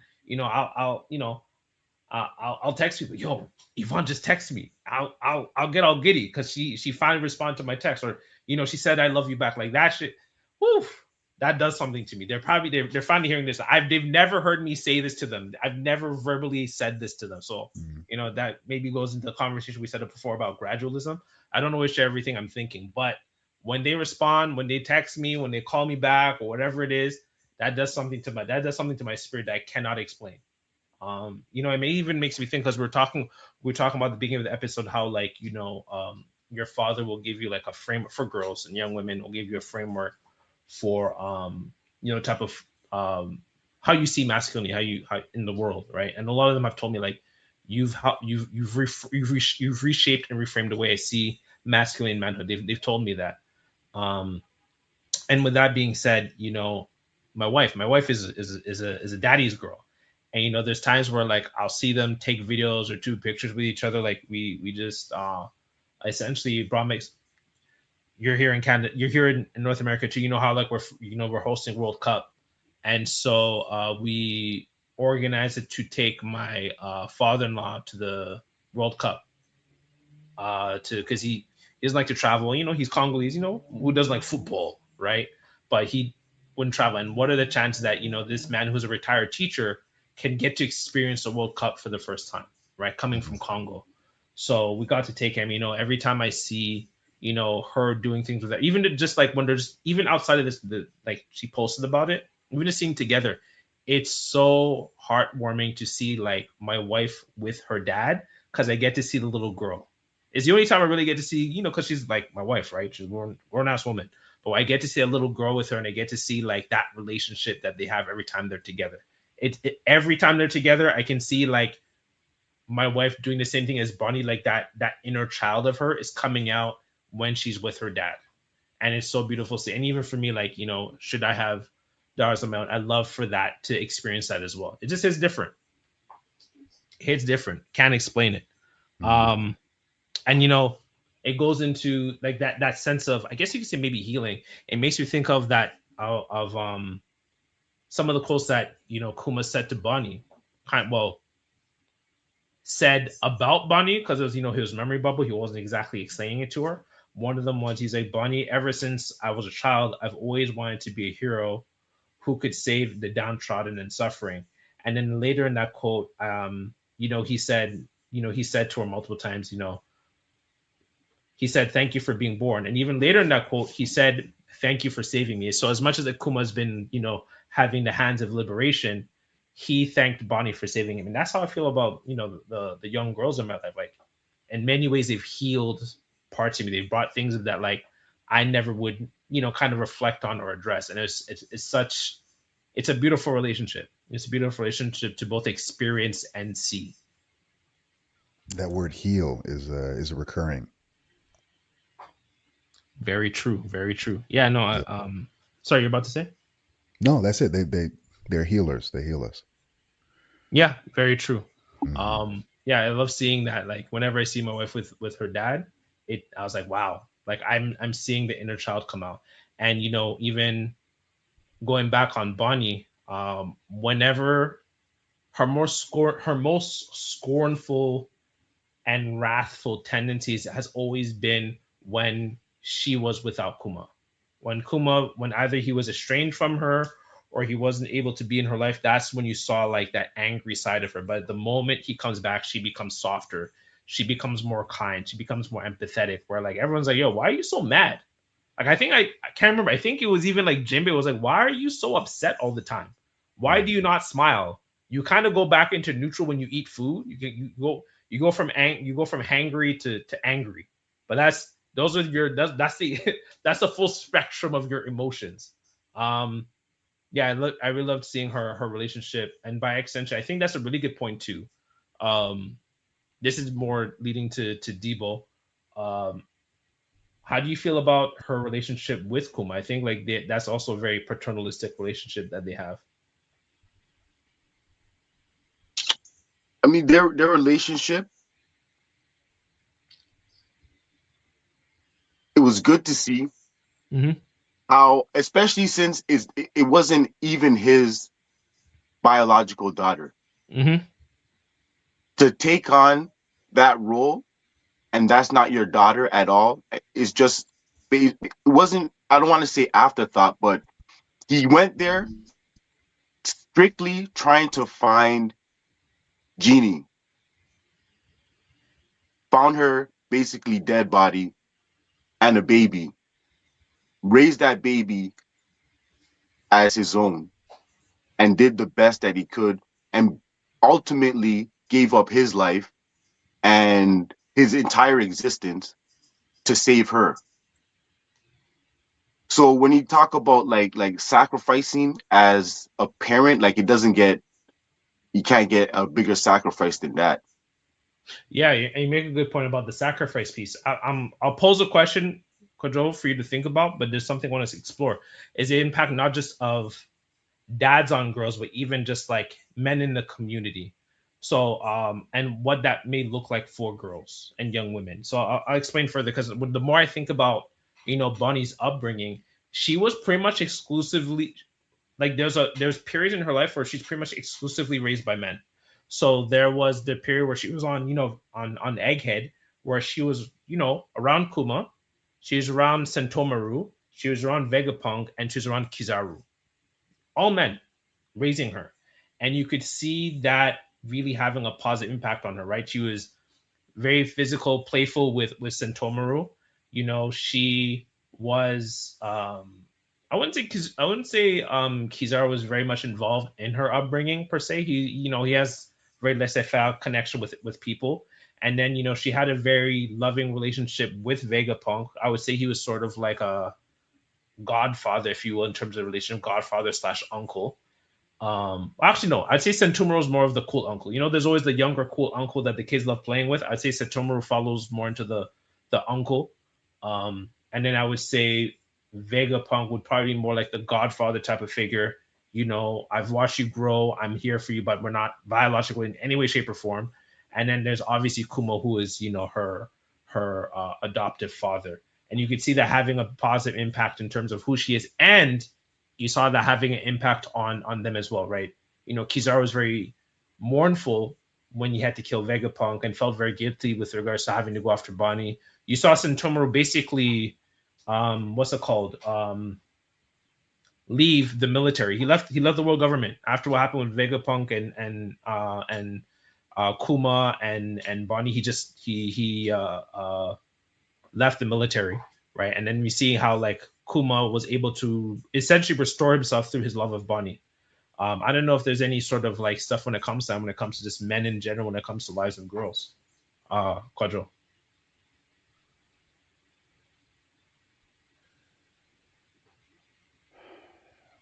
I think more is better than less usually. Mm-hmm. I did a piece a little while ago. It was like a short reel Mm-hmm. about The Akon one, yeah or the yeah the the viral. Yeah, yeah the ACOP yeah went viral, but a huge part of that piece that like everybody who commented kind of like looked past was the role of industrial capitalism in disintegrating the extended family. Um, we hear a lot, today about how difficult it is um, for families. I mean, especially now that the nuclear family is further being disintegrated now to like just a single mom, and like that's all you got. yeah. Mm-hmm. And Um, apparently that's all you need. bruh. Anyway, so, but even with a nuclear family, a father and a mother, like it's still difficult to raise a child and to maintain domestic duties and get money and stuff. Um, And so long ago, we had the extended family where your uncles and your aunties may even live in the same house or within the same community. Grandparents often live there or nearby. And so a broader tapestry that gives like a greater, clearer resolution image of what masculinity is and like the through lines of masculinity. I think there's a protective effect on the image of men insofar as a girl who's growing into a woman has opportunities to see different dimensions, especially when those are her family and these are all like people who would love her, right? Her uncle is hot-headed, but that doesn't mean that men are hot-headed because her grandfather and her father are not hot-headed. So this is not something that she will necessarily immediately associate with men, right? But rather that particular thing with that particular uncle, right? So like having a broader community of men to kind of play off of one another, to demonstrate the different ways that we can exist, I think is really good. You know, you made mention of the cool younger uncle that all the kids want to play with. Like that too is like another important dimension that not everybody can reach that, right? So uh, yeah, a broad and varied experience of the masculine principle, I think, produces a more holistic, healthy, and like tenable view and understanding of what it is to be a man. And you make so there's a really good point that you said on that. And it's one of the things I love about my girls, and it's one of the things I love about dad. And it's one of the things that I'm thinking about now. It's very offhand, and people's gonna remember this scene. I There's a scene at pre-time skip One Piece, just leading up to time skip, where they're on Sada Paleco. I can't. Some of the names are really weird. Anyways, the Bubble Island. Saudi? Saboti. Thank you, my man. And essentially Zoro was gonna get killed, right? Remember the celestial dragon world noble was walking through, and Zoro didn't want to move because Zoro's like, "Fuck, we think you are? I'm not moving for Zoro." Is Zoro? There's a reason he's part of the supernova. He doesn't care who you are. He'll cut you down if you disrespect him. And I can't remember what the world noble did to him, but he was about to like. Everyone saw an extreme sense of bloodlust from Zoro, and Bonnie saved him. Bonnie saw his humanity and saw someone who didn't quite realize what he's doing and intervened and saved his life with her soft skills. She turned into her, I think if I remember correctly, she turned into her childhood self. And she's like, "Oh, uncle, I'm trying to find the washroom or something. Can you help me?" And Zoro's confused. And then she dragged him away before the world nobles could even react to what Zoro was about to do because he started drawing his sword, right? And just drawing your sword, that's enough execution on spot, right? As much as Zoro's strong, he wouldn't have been able to handle the whole world government in the span of like 5 minutes because that's what would have happened. And that makes me think of being exposed to a tapestry of what could be seen as masculinity. It allows you to see men as people because that's what Bonnie did. She saw Zoro as a person. She didn't see Zoro as he's a supernova. He's fine. It's not my problem. He causes himself toxic masculinity, quote unquote. Let him deal with it. No, she saw a human who didn't realize what he was doing. I'm going to do what I can to intervene and save his life. She yelled at him and all that stuff because she's still scornful and angry from not being having her dad, but she saved his life. And so that makes me think of like with all my young girls I support, they all have, I would say they've never told me explicitly, my presence in their life has contributed to how they see men in a positive way, in a sense of seeing their humanity. And the same thing with Deb. Like I know a lot of the things that like I do. Part of the reason, a big portion on why Deb supports it, is because she's a girl's dad. Because she's able to see men as human beings firsthand growing up. By contrast, those who aren't really exposed to, you know, a full or different tapestry of men or men, period, they do tend to have a harder time to see the humanity of men. I don't know how you guys think about that. If you guys have experience with regards to there's a difference between girls who've been exposed to a father slash man and girls who don't, and how they see men as humans. 100%. But I'm gonna give it to Brother Debo because I feel like I've been talking too much.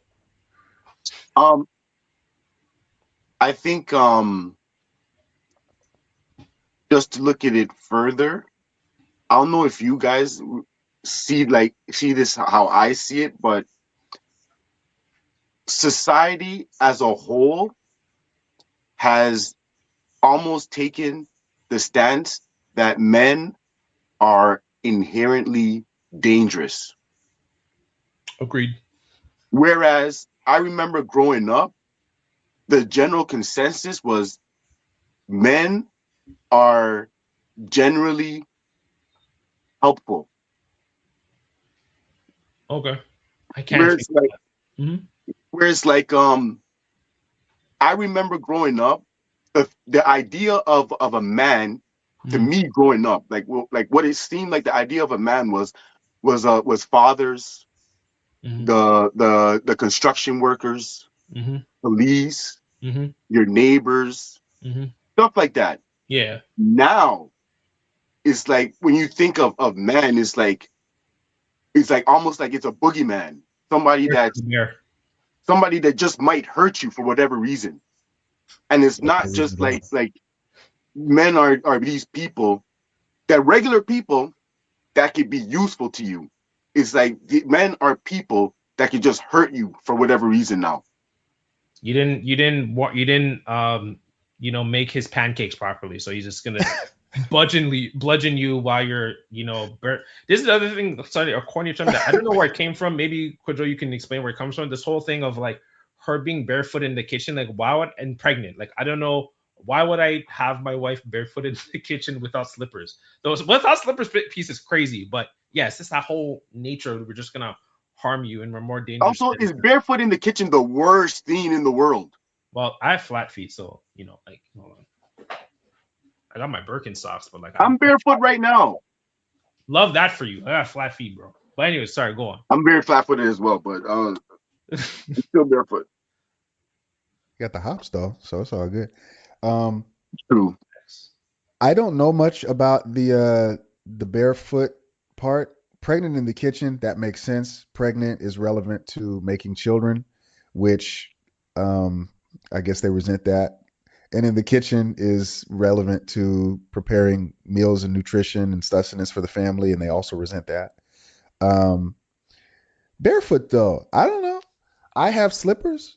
Um, I have these really nice, actually, slippers from Morocco, but I wear them outside. Actually, I'm barefoot inside of my house usually, um, or with socks on, and I wear slippers to like walk across the street to the liquor store or to like take out the trash sometimes, or like to sweep my porch. I'll wear slippers just to slip on something, but I don't usually wear slippers in the house. Um, I don't know where it came from to answer your question. But Okay. uh but I wanted to shout out a principle and a particular type of act of service that I see girls and women doing for men, relevant to your example, Brother Barrett, about I don't know anybody's name. The guy who was going to take the world government, and she was like, "Don't do that." The guy that said it again? The guy who was going to try to take the world government, and she was like, "Don't do that." Oh, Zorro. Yes, Zorro. Yeah. Zorro. There is what in like the Johnsonian masculinism camp, Dr. T, he calls a two-way protection, right? And that is almost in the same way as like relational aggression. Mm-hmm. Um, Women and girls can offer relational protection as well. Sometimes for good reasons, sometimes for bad reason. If it's a girl, her judgment may not be cultivated in the same way as a woman's, right? She's not fully developed yet. But this idea that I've heard it said before that men's greatest weakness is our strength, and women's greatest strength is their weakness, right? Um, and that weakness, that vulnerability, that socially perceived vulnerability, can be weaponized for or against people. So like the idea of saying, I need you to protect me from these people, you can send a man to his death by saying some shit like that. Yeah. Or the idea of saying like it's not that serious and shutting the hell up, you can save a man's life like that. Just through the mere utterance of a word, they have that power insofar as we are relegated to our position. And in many regards, that position based on our ability to affect violent outcomes can be perceived as our weakness on the other end of it. So, and there's a lot of conversations about our duty to protect them when the going gets tough and so on and so forth. But there's very, very, very little discussion of their duty to keep things in perspective and proportion and not call us to do harm to somebody when it's not necessary, so that we don't end up dead or in jail because somebody hurt her feelings, you know. And so shout out to the women and girls who practice that type of restraint and that type of measured response, because they know that they got killers in their phone at any moment in time, right? And choose to wield that power responsibly. Yeah, you're actually making me think of it's a separate experience. It has to do with one of my young guys. It had to do with like the I don't know if you use that same term in the States, custodian, who was Yeah. in charge of like cleaning up the school, and we were out. The agency I was working works out of a school, and we were there late, and the guy doesn't like. He's a miserable guy, didn't want to be there, and so he started threatening us to leave right when we were wrapping up, and it got to a point where he's like, "Oh, like, what's your names?" Right, and with my young guy, he's had history, young black man, right? So he's had history with authorities, right? And so he starts getting afraid, and that's when I step in. I'm like, "Yo, you don't need to know his name. I can give you my name if you have issue with that." I stepped up close to him. I'm not. We talk a lot, and Debo, you've been around me. I'm not a violent person. But like if you're threatening the people I love, there's another side of me that'll come out, and it just came out instinctively. I saw him look afraid, and we know he's like 5'11", but we don't think about like a 5'11", 170-pound young man needing protection, but he's just as needing of protection as a 21-year-old like 5'3" young woman, right? But long story short, I confront him, and that's why he backed off. And when I spoke to the woman in my life, and particularly Deb, one of the things they said, like, as much as I understand why you did what you did to protect him, I wish that you didn't have to, or that could have been avoided, because I'm worried about your safety. That was their main concern. It wasn't so much, to kind of reprimand me, tell me not to do. It's just like, I know why you had to do it. I know what you did and why you did it. But at the same time, because of who you are, you're also putting yourself in danger because of that thing. So it makes me think of that dual. What did Dr. Johnson call it again? Two-way protection or dual protection. Dual protection. Yeah. Right. That they're also responsible for a type of protection of us too. Right. Yeah. In fact, there's times where like something will happen, and like I'm not a crash out. I'm going to say that I'm not a crash out, but I can crash out, and Deb will preemptively say something to me. Please don't crash out. This is not I understand why you want to crash out. I understand someone says something about me. You don't need to crash out. It's okay. Not that serious. And it makes me think of that. Yeah. Yeah. But yeah, I think there's been a great conversation. There's some other pieces I wanted to touch on, but I don't know if it would fit into the conversation. It had to do, well, maybe I don't have to play the clip, but we spoke about in the group chat, the guy, the comedian who said he's a daddy to a baddie. Should we touch? I have the clip ready. We can. I was thinking of that being relevant to the conversation in terms of how men are often policed. I have my own. I know we all have differing thoughts on it. So it is your choice. You the boss. I want to hear what Debo thinks. Not my kid. My name is Bennett. I ain't in it. Hey. Good rhyme. Yeah, this is the type of shit that's the type of jokes that you say, Kojo, and I'm just like, I've never heard exactly. Exactly. And that right there, that will get you a father accusation right there. The rhymes. Yeah. People see me rhyming like my name was Simon, and they be like, oh, he has to have kids. The dad. Funny story. There was a bar that I used to go to often after work with a bunch of guys that I work construction with, and we were all talking, and somebody said something, and I said that exact same thing. I was like, my name is Bennett, and I ain't in it. The bartender overheard me saying that, and like she thought she could clock everyone's name. She's like, oh, that's Kevin, that's Sean, that's John, and he's Bennett. So I've been Bennett ever since. That's crazy. Yeah, let me play it. Something to play so we can talk about it and then we can wrap up the conversation. Hopefully I'm a daddy to a baddie. Proud Dad's Prime Post sparks debate as the internet asks if it's a compliment or cross the line. I didn't even know I could cross the line. I didn't even know. That's my daughter that I was showing love to. Which she is beautiful, gorgeous, and pretty. Actually, every time she get on the phone with me, I say, hello, gorgeous. Because I know I made a beautiful baby.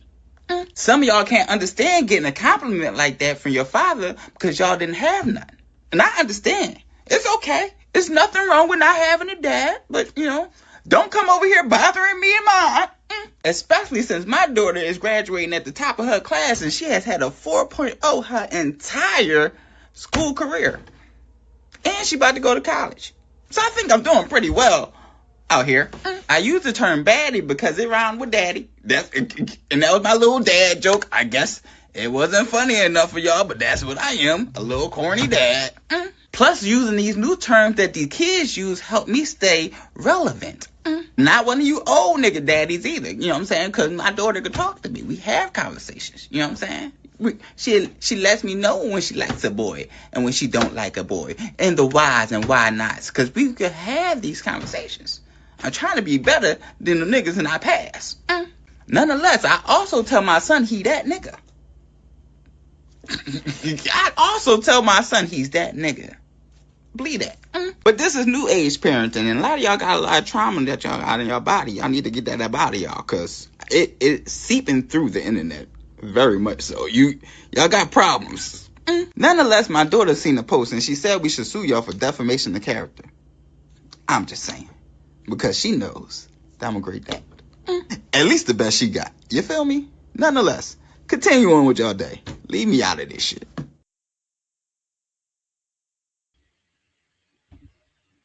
Okay, yeah. So I wanted to hear you. I know we had different opinions. We kind of touched on it, but I figured we could just have this, I guess you say, heated debate, if you want, and then we can end it here. So, what are you guys' thoughts on that? On what's his name? Ken Jones. I mean, it's not something I would do. Mm-hmm. From a comedic standpoint, I kind of get it because it does rhyme. I'm a daddy to a baddie, but just like that, just like what we were talking about, we know what the Connotation. exactly. We know how people see men now. Yeah. We're a problem as opposed to problem solvers a lot of times. Ooh, that's the So bar. when you put that out there, you're just looking for a problem. I'm with you on that. Kojo.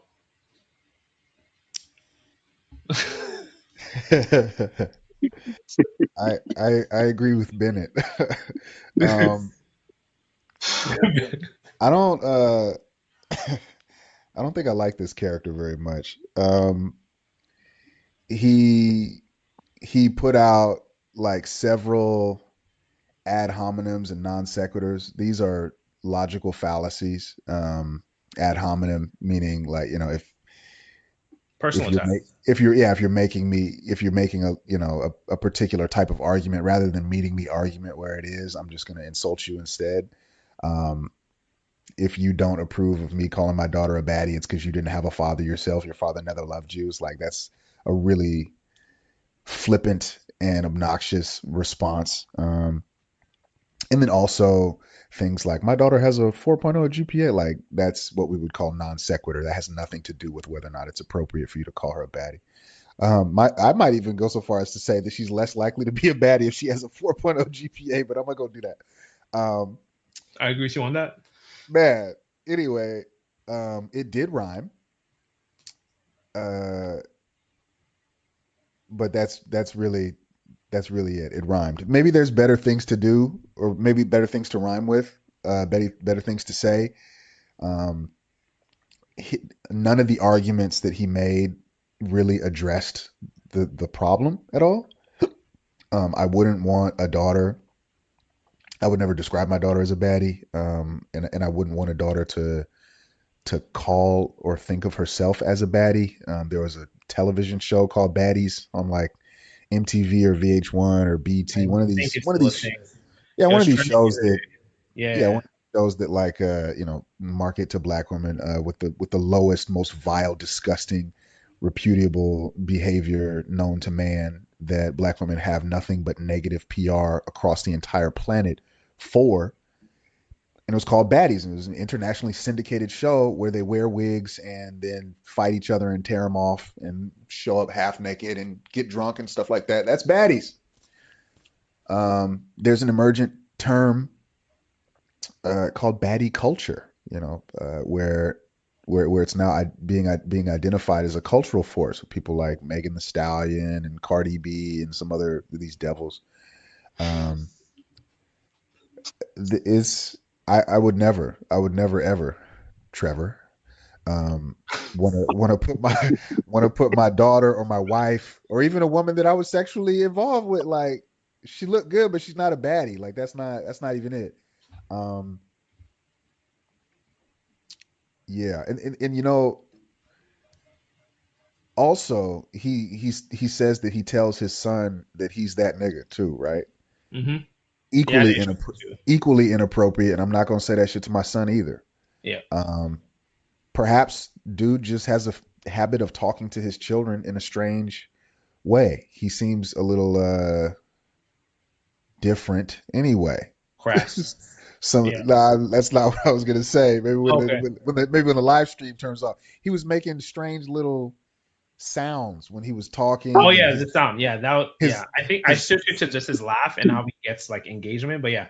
yeah, his Yeah. laugh was strange, and he was doing some things, flipping his wrist around. I said, okay, this guy's different, so I don't know. Um, but I'll say that if people criticize him, I don't think that I'd waste my thumb calories, leaving comments about it. I have better things to do. But if people go so far as to criticize him for that, I would say that it's very similar. Um, and I wouldn't call it any kind of unique or particular persecution of men. I would say it's very similar to, like, they've had several of these images that go bad, and then it's like a mother who reproduces this first Spider-Man scene, and she's got her little toddler upside down, she's kissing Yo, him on the mouth. that was weird. Or I saw another one where they had the family photos, and her gut is All in so white. large. Yeah, her gut is so large that she has to unbutton her pants, and her gut is like on the back of his head. It's kind of funny, but it's not funny. And people rightly, they call women out for these behaviors on the internet, say you should not have done this, quite simply. And so if daddy baddie flamboyant dude is gonna complain, then these other women also have the right to complain. I don't think either one of these people have any right to complain because it's inappropriate. And I don't think it's any kind of gender based persecution. I think it's just you made a poor decision that people don't like. Yeah, you make a really good point. I think that was a really great contrast that you provided. I do think I from my initial reaction was just the hypervigilance and people accusing him of like wanting to like date his daughter. I thought that was a stretch. I think like what he said, I wouldn't say that either. What he said, I wouldn't say that either. Like in terms of like my girls, as far as I see them as beautiful. I call them beautiful. I let them know that, and also to like, let them know that just because a man calls you beautiful doesn't mean you have to have sex with him, right? I want them Mhm. to have that sense of intrinsic value for themselves. But I would never go as far as to call them like a baddie or sex or anything like that's weird, right? That I definitely admonish, but the whole like nature of like there's like I said before in early in the episode, we have a sense of hyper vigilance and hyper policing of men, especially black men, when it comes to vulnerable demographics. And I think this is a good way to just kind of for us to touch on this because it's something I forgot about, but I think that plays a role in terms of how there's been a essentially epidemic with a lot of female teachers as PDF files with their students. Mostly from what I've seen, because you never obviously tell the gender, but mostly male students, and that's not talked about. And I think like there's an overlap there where because there's such a hyper vigilance on us, there is a what's the word I'm looking for? A blind side, a blind spot when it comes to also being vigilant on women, right? That we don't think about. And not to say women are bad people. No, it's just women are people. So women can do the same things as men, right? But we don't really talk about that. I don't know how you guys have been seeing the whole female teacher epidemic lately. I'll say this.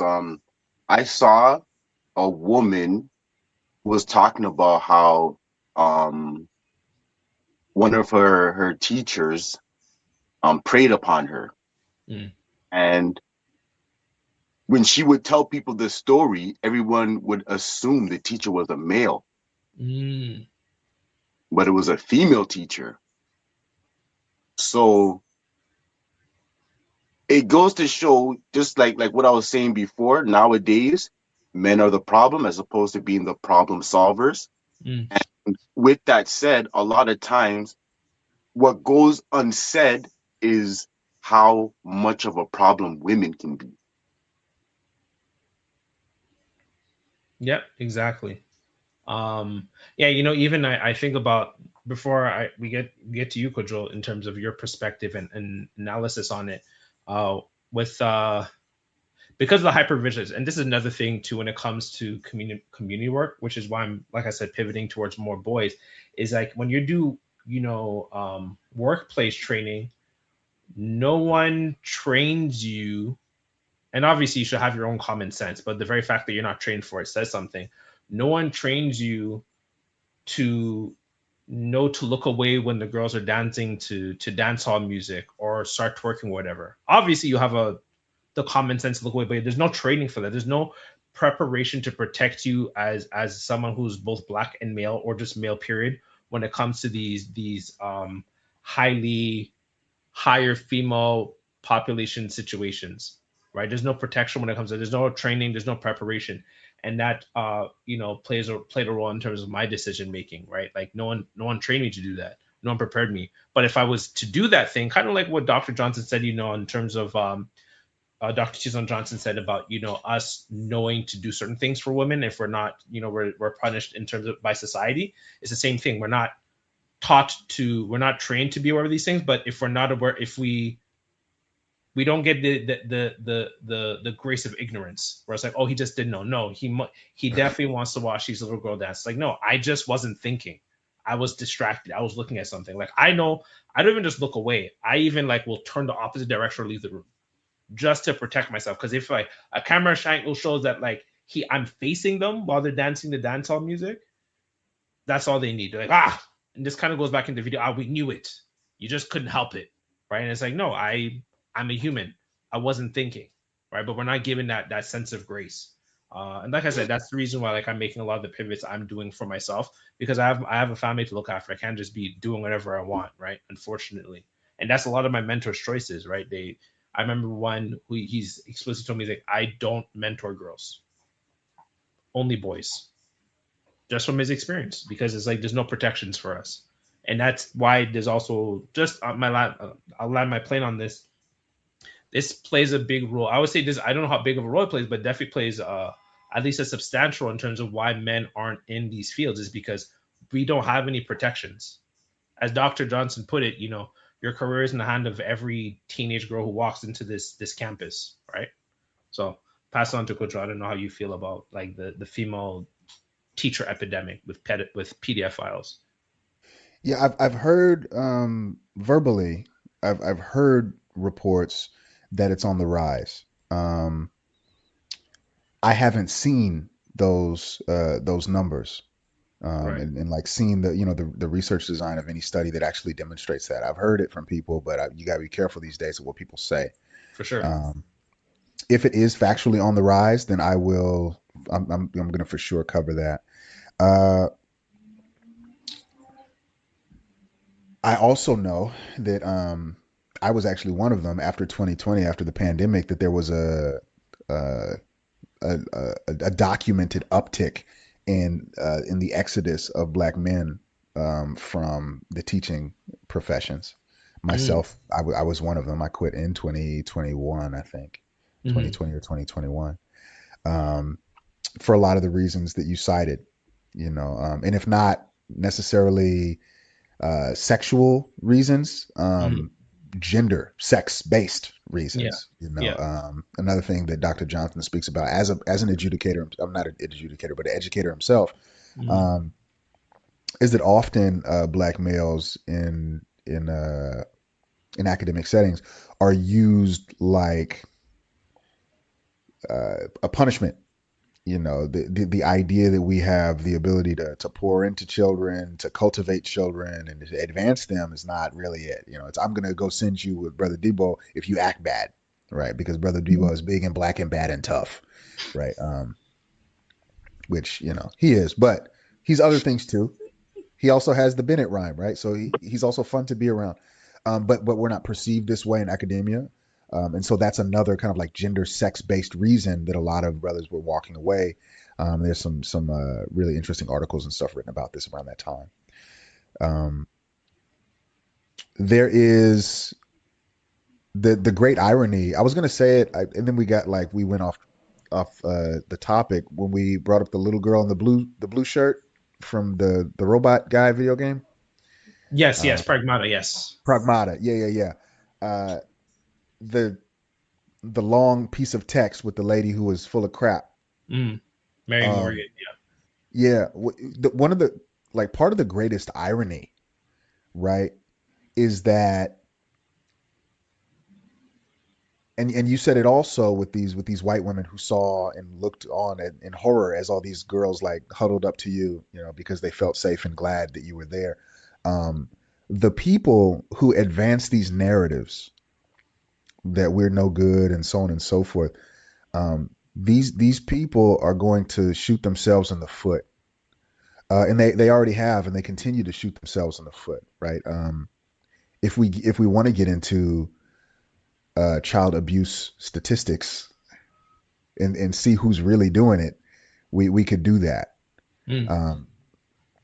But when we look at men from a deficit framing, and then displace fathers from positions of leadership, authority, so on and so forth, this is the type of consequences that follow. Children are actually more susceptible to abuse than less.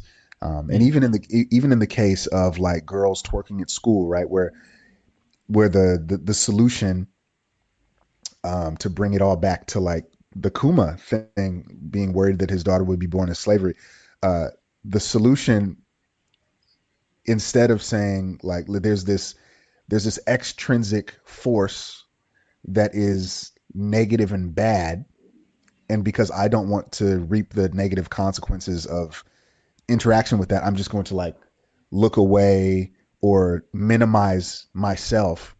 Exposure, yeah. This is, many of us are we're relegated to this position because this is how bad You're cutting out. You cut out a little bit. Could you say that again?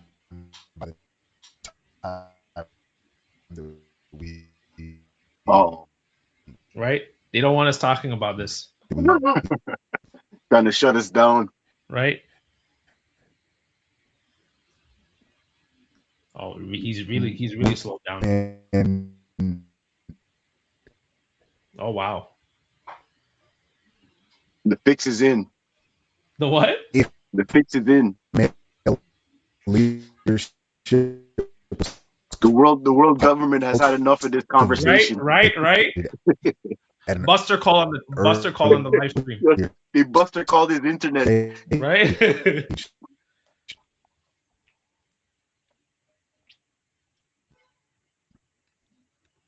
Okay, I guess we'll give him a second to catch up. So, okay. We'll wait for him to come back. Maybe he's having some connection problems. He's on the other side of the continent. I will say though, I will preface this. I don't think there's been I don't know how you feel about it, Debo, but I don't think there's been a rise in female predators in the education system. I think there's just more exposure to it. I think it's been the same, but is more people are getting caught. Exactly. I don't know how you think about that, but that's how I perceive it. That's a good way to look at it. Actually, I never thought of it that way. Yeah, that was the first thing that crossed my mind. I don't know, and maybe there is. I think Dr. Todd Bottoms. I think I shared some of his videos in the chat. I think he's shared some statistics that it is on the rise. Okay, but Joe's back. You're back. See, they did a Buster call on our live stream. They didn't want you. They didn't want to hear your knowledge. They said test. horror again. You got me? The world government had enough of your cooking. Right? Take him out. Just end the live stream. Cut all the internet. Take away his spatulas and pans and pots. Exactly. Just take it all away. Take away the seasoning too. No more not cooking the utensils for seasoning. this brother. Right? Not the gumdrop buttons. Right. Okay. But yeah, I was just quickly saying, like, I don't think there's, personally for me, I don't know if there's been a rise in the PDF female teacher situation. I think it's just being exposed more. That's my take on it. But I know, like, I've shared like Dr. Todd Bottom stuff. I think he shared some statistic, but I haven't verified it. So like my stance is there's just been more exposure. But you were saying something about, I can't remember where it started cutting out, but you were talking about the exposure piece versus like how to protect yourself, and then the buster call happened. Right. By the way, that Dr. Todd, can you send that to me, please? Okay. I'd like to take a look if you have it. So yeah. So there's existence stats that we have, right, around male predation on either females or just children in general, including boys, right?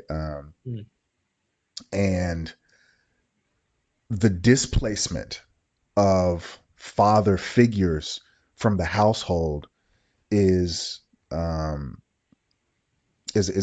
common factor. It precipitates this type of abuse, and what we see in situations where a teacher may see girls twerking on stage, a male teacher may see girls twerking on stage, and be like, I'm gonna just go the other way.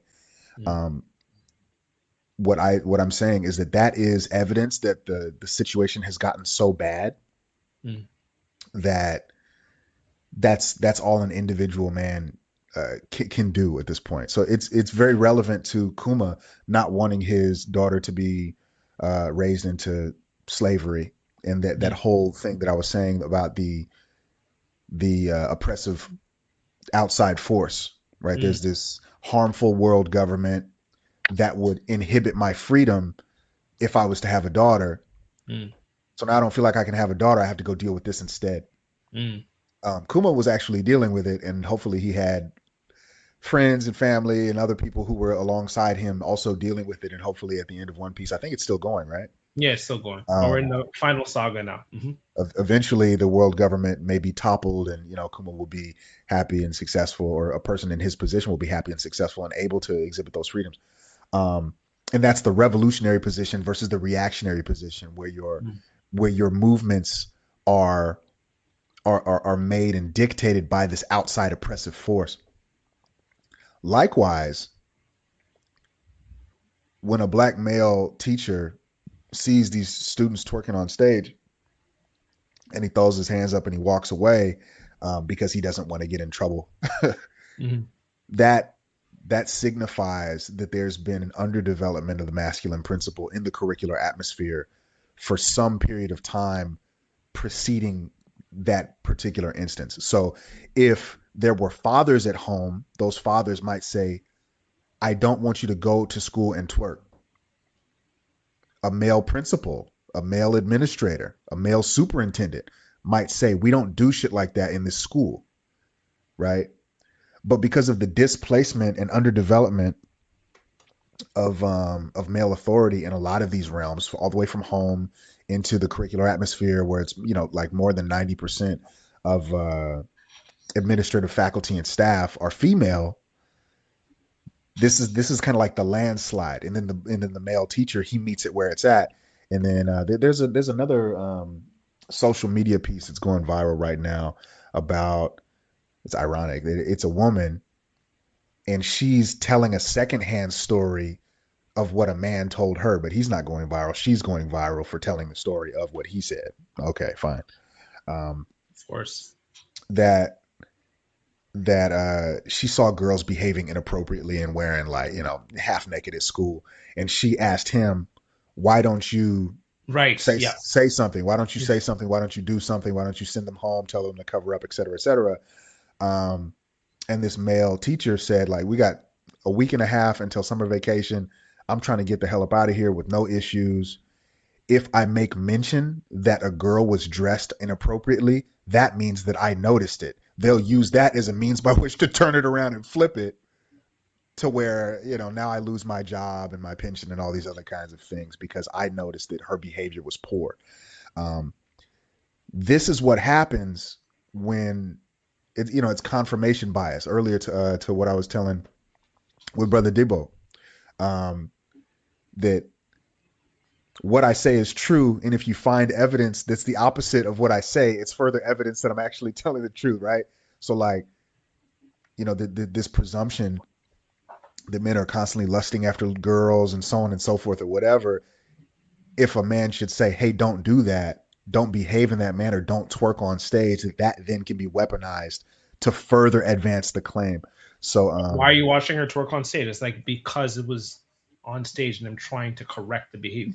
Doesn't right, matter. exactly. But the disallowance of men to correct the behavior, the systemic removal of men on a large scale from any type of position to correct the behavior is what leads to the behavior. And ironically, very, very ironically, increases the likelihood that something bad is going to happen to these girls at some point, right? Yeah. So, you want to run so bad from male authority that you're going to end up running headfirst into male victimization, or male villainy is what they're going to do. Yeah. And the data continually pans this out. I'm sorry, go ahead. No, I was just simply going to say you make me think of two different experiences. So one is like in some of the said community centers, like I'll see the women have very like explicit conversation with the youth and the children, and I'll leave the room. Like people see, I will leave the room. I'm not even going to correct it. I'm not going to let everyone know, because if I call it out, then I might marginalize myself when I'm only working really with women, right? I'm the only one there, and we all know women can do reputational damage, right? So I just eject myself from even My those name's conversations. Bennett. I ain't in it. In it. Facts. That's right. Yeah, I just remove myself, right? Because especially like I remember one place that they had a security camera. I want the security camera to see at 3:53, a bear wasn't even in the room. My name is Paul. That conversation's for y'all.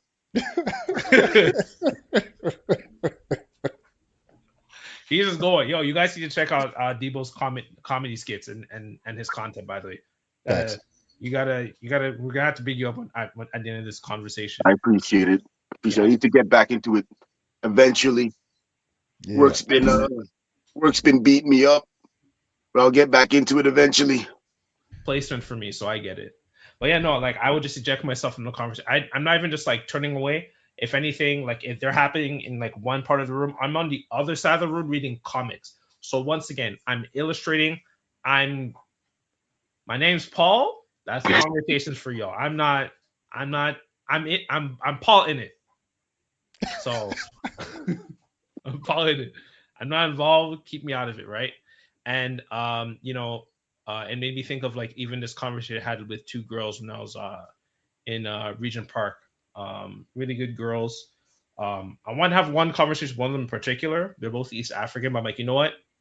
Let me call them both because I'm going to be in the room by myself with them. And I think I feel it was God telling me to have this conversation with them, because one of them in particular, very pretty young girl, and I could see she doesn't really understand why boys are. She's very tomboyish, and she's playing around with the boys and stuff. I could see she has like attention challenges problems. It wasn't so much that she didn't want to listen to me, but part of it, and I think back to it now, part of the reason why I had this conversation with her and her friend, just to kind of protect myself, obviously, and I guess it goes into the revolutionary framework of things. One of the things she said is that you remind me of my dad. You always call me and remind me of my dad. And that gave me that reassurance I can have this dialogue with her. Because sometimes when girls don't have that framework to go off of, they can misinterpret me, which goes back into just focusing with boys, right? So when she said that, I called her aside. I'm like, when people think of like, the continent of Africa, when they think of beauty, they think of East African girls. Let's keep it a buck, right? Like we love the entire continent. By and large, people talk about East African girls. And I told them, like, as someone who's dated at one point, who's married now, who's been around, one of the things that's always been a big turn off for me was girls who heavily relied on their looks and they had no substance. You're not just representing you're representing the best part of the continent of Africa. You're representing the beauty and Black women in general. don't just be about your looks, and they value that conversation with them, right? And I think those conversations are very important. But there's no there's a kind of going back on Dr. Johnson, man, this guy just really helped us develop vocabulary. There's just almost a sense of like to fall on your sword to have these conversations with them. Where it's like, should I have to fall on my sword to correct behavior? Because that's essentially what you're doing. If you're going to correct the girls twerking or whatever to dance or whatever, there's an expectation essentially and that's what we're being called to do with this, with showing up for our girls and our young women, to fall on your sword. And it's like, why? Why should I have to? When I'm not even appreciated by it, look at me. I'm seen as a problem. I'm not even seen as a problem solver. Anytime I call out a problem, I'm the problem. So I don't know if you guys have any like closing thoughts when it comes to that, but that's what Quadro, you were saying made me think of those two things. Yeah, I think once again, I'm a big fall on the sword kind of guy. I like the idea. I don't think that anything is ever done without some degree of sacrifice, but it's about what are you sacrificing and for what, right? Like, am I sacrificing and putting my career in danger for someone who's not going to listen anyway? That's a bad trade. I'm not going to do that. I'm not going to do that, right? But maybe for other reasons, or sacrificing other things. Maybe I sacrifice my my personal relationship with this person to tell him or her the truth that needs to be told to him or her, because I know that he or she will get mad at me after I say it. But I can live with that. I can live with the fact that you're mad at me if I'm telling you that you're pre-diabetic and you have to do something about it, right? I'm willing to take that sacrifice. So it's a matter of choosing what you want to sacrifice and for what. And I think that I don't know, that like wisdom and discernment as far as choosing, and then the willingness to act self-sacrificially in advancement or advocacy of one's own principles. I think that's like an archetypically masculine behavioral pattern, and I have a lot of respect for those of us who do it. It's also easy to miscalculate, and it's also easy to get caught up by people that you trusted and you shouldn't have trusted them, and now they stab you in the back and do some crazy stuff to you. And that's why I think really more than these individuated, localized examples of having risky conversations with people or whatever, really the best thing is, like, they say many hands make light work. Consolidated black male political and structural power. Women run academia. They can do whatever the hell they want, and not a single one of them has to worry about consequences because they run academia. If men were in positions of power in the exact same way, the idea, once again, like before the girls are twerking on stage and the individual teacher who makes a comment about it is at risk of losing his career, before that even happens, there would have been a father at home. There would have been a school administrator. There would have been a principal. There would have been a superintendent. There would have been several layers of consolidated power on behalf of men as a group that cut that behavior out before it even got there. And if it happened to get there, all of those power structures would be in place to protect that male teacher after he said what rightfully should have been said. We out here naked, for lack of a better term. You have a rubber band in a rock in a gunfight. Yep. And you surround it. You know what I mean? Yep. So yeah, the basic like grassroots organization of men forming networks and like establishing shared power in a broader level is what will help any individual man to have those difficult conversations and to advance those individual goals. But this is a large concerted effort. Yeah. I have thoughts on it, but I want to let Debo talk. Baba Debo. What was the question again?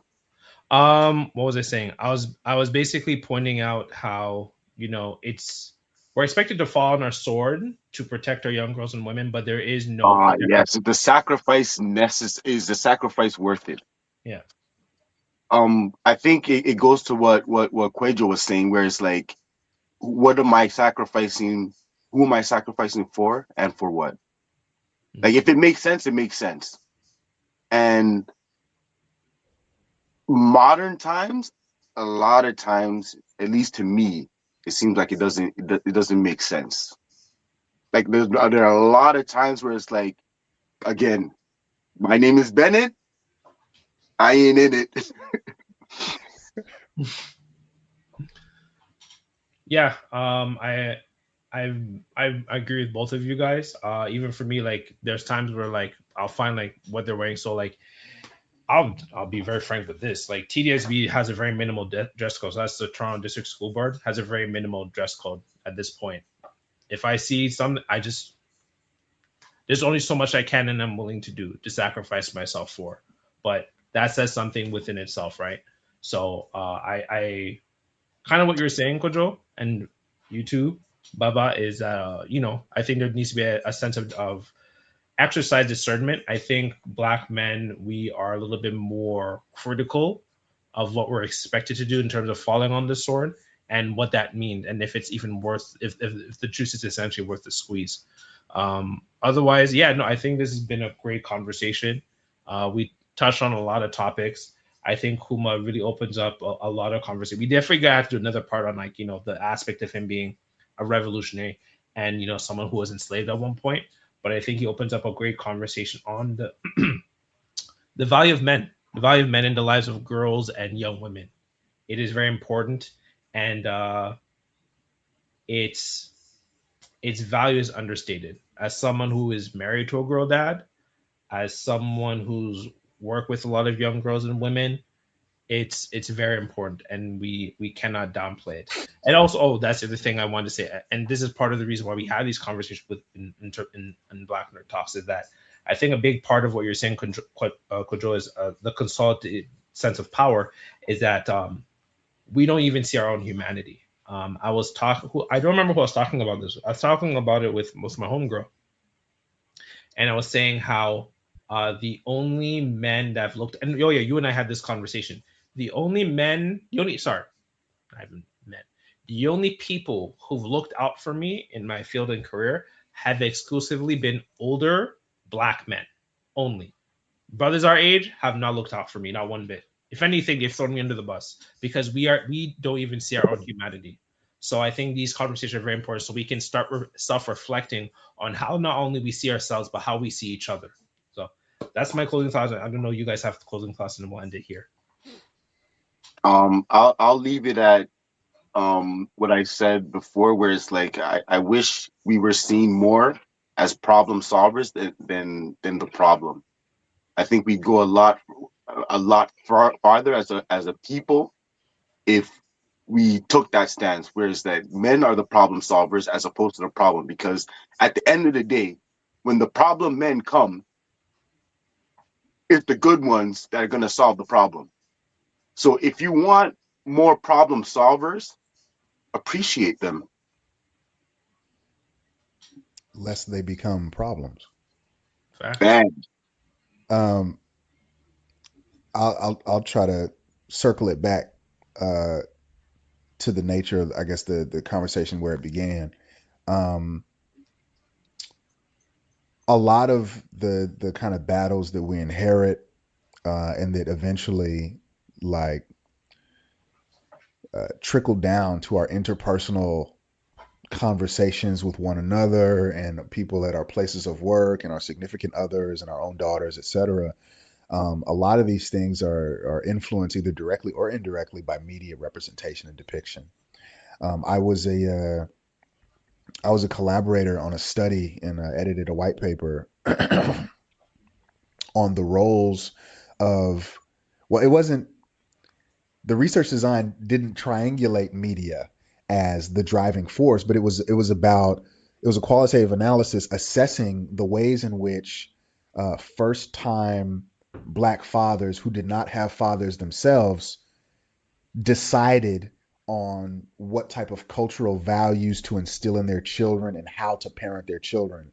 And so first, the research design sought to assess the success rate of these parents, whether or not they were doing a good job, and they were. And it was like, okay, you don't have a father yourself.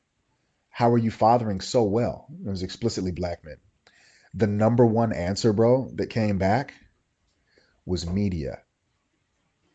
Cliff Huxtable and Uncle Phil, bro. So a huge aspect of what ends up playing out between us and women and girls, you know, in society is influenced and induced by media. So I think that what we need more stories like Kuma's story. We need more stories like the Pragmata story. We need more stories that illustrate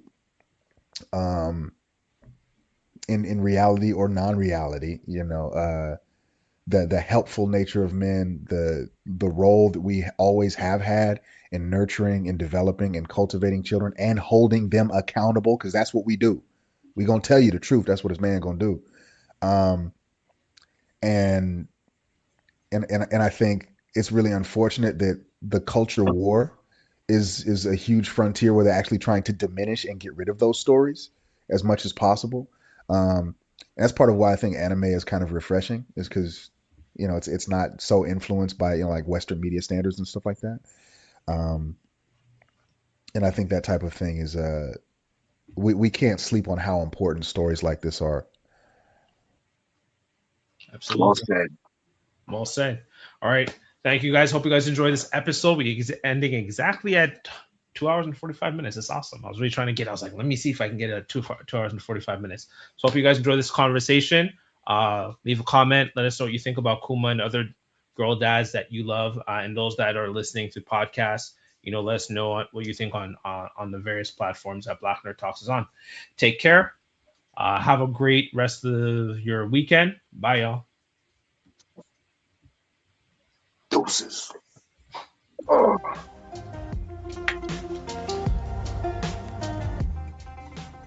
Thanks for listening. If you enjoyed this episode and you'd like to support the podcast, please share it with others, post about it on social media, or leave a rating and a review. To catch the latest news, you can follow me on Instagram and Twitter at Black Nerd Talks. And if you enjoyed our latest episode, consider subscribing to the podcast. Thanks again. We'll see you next time.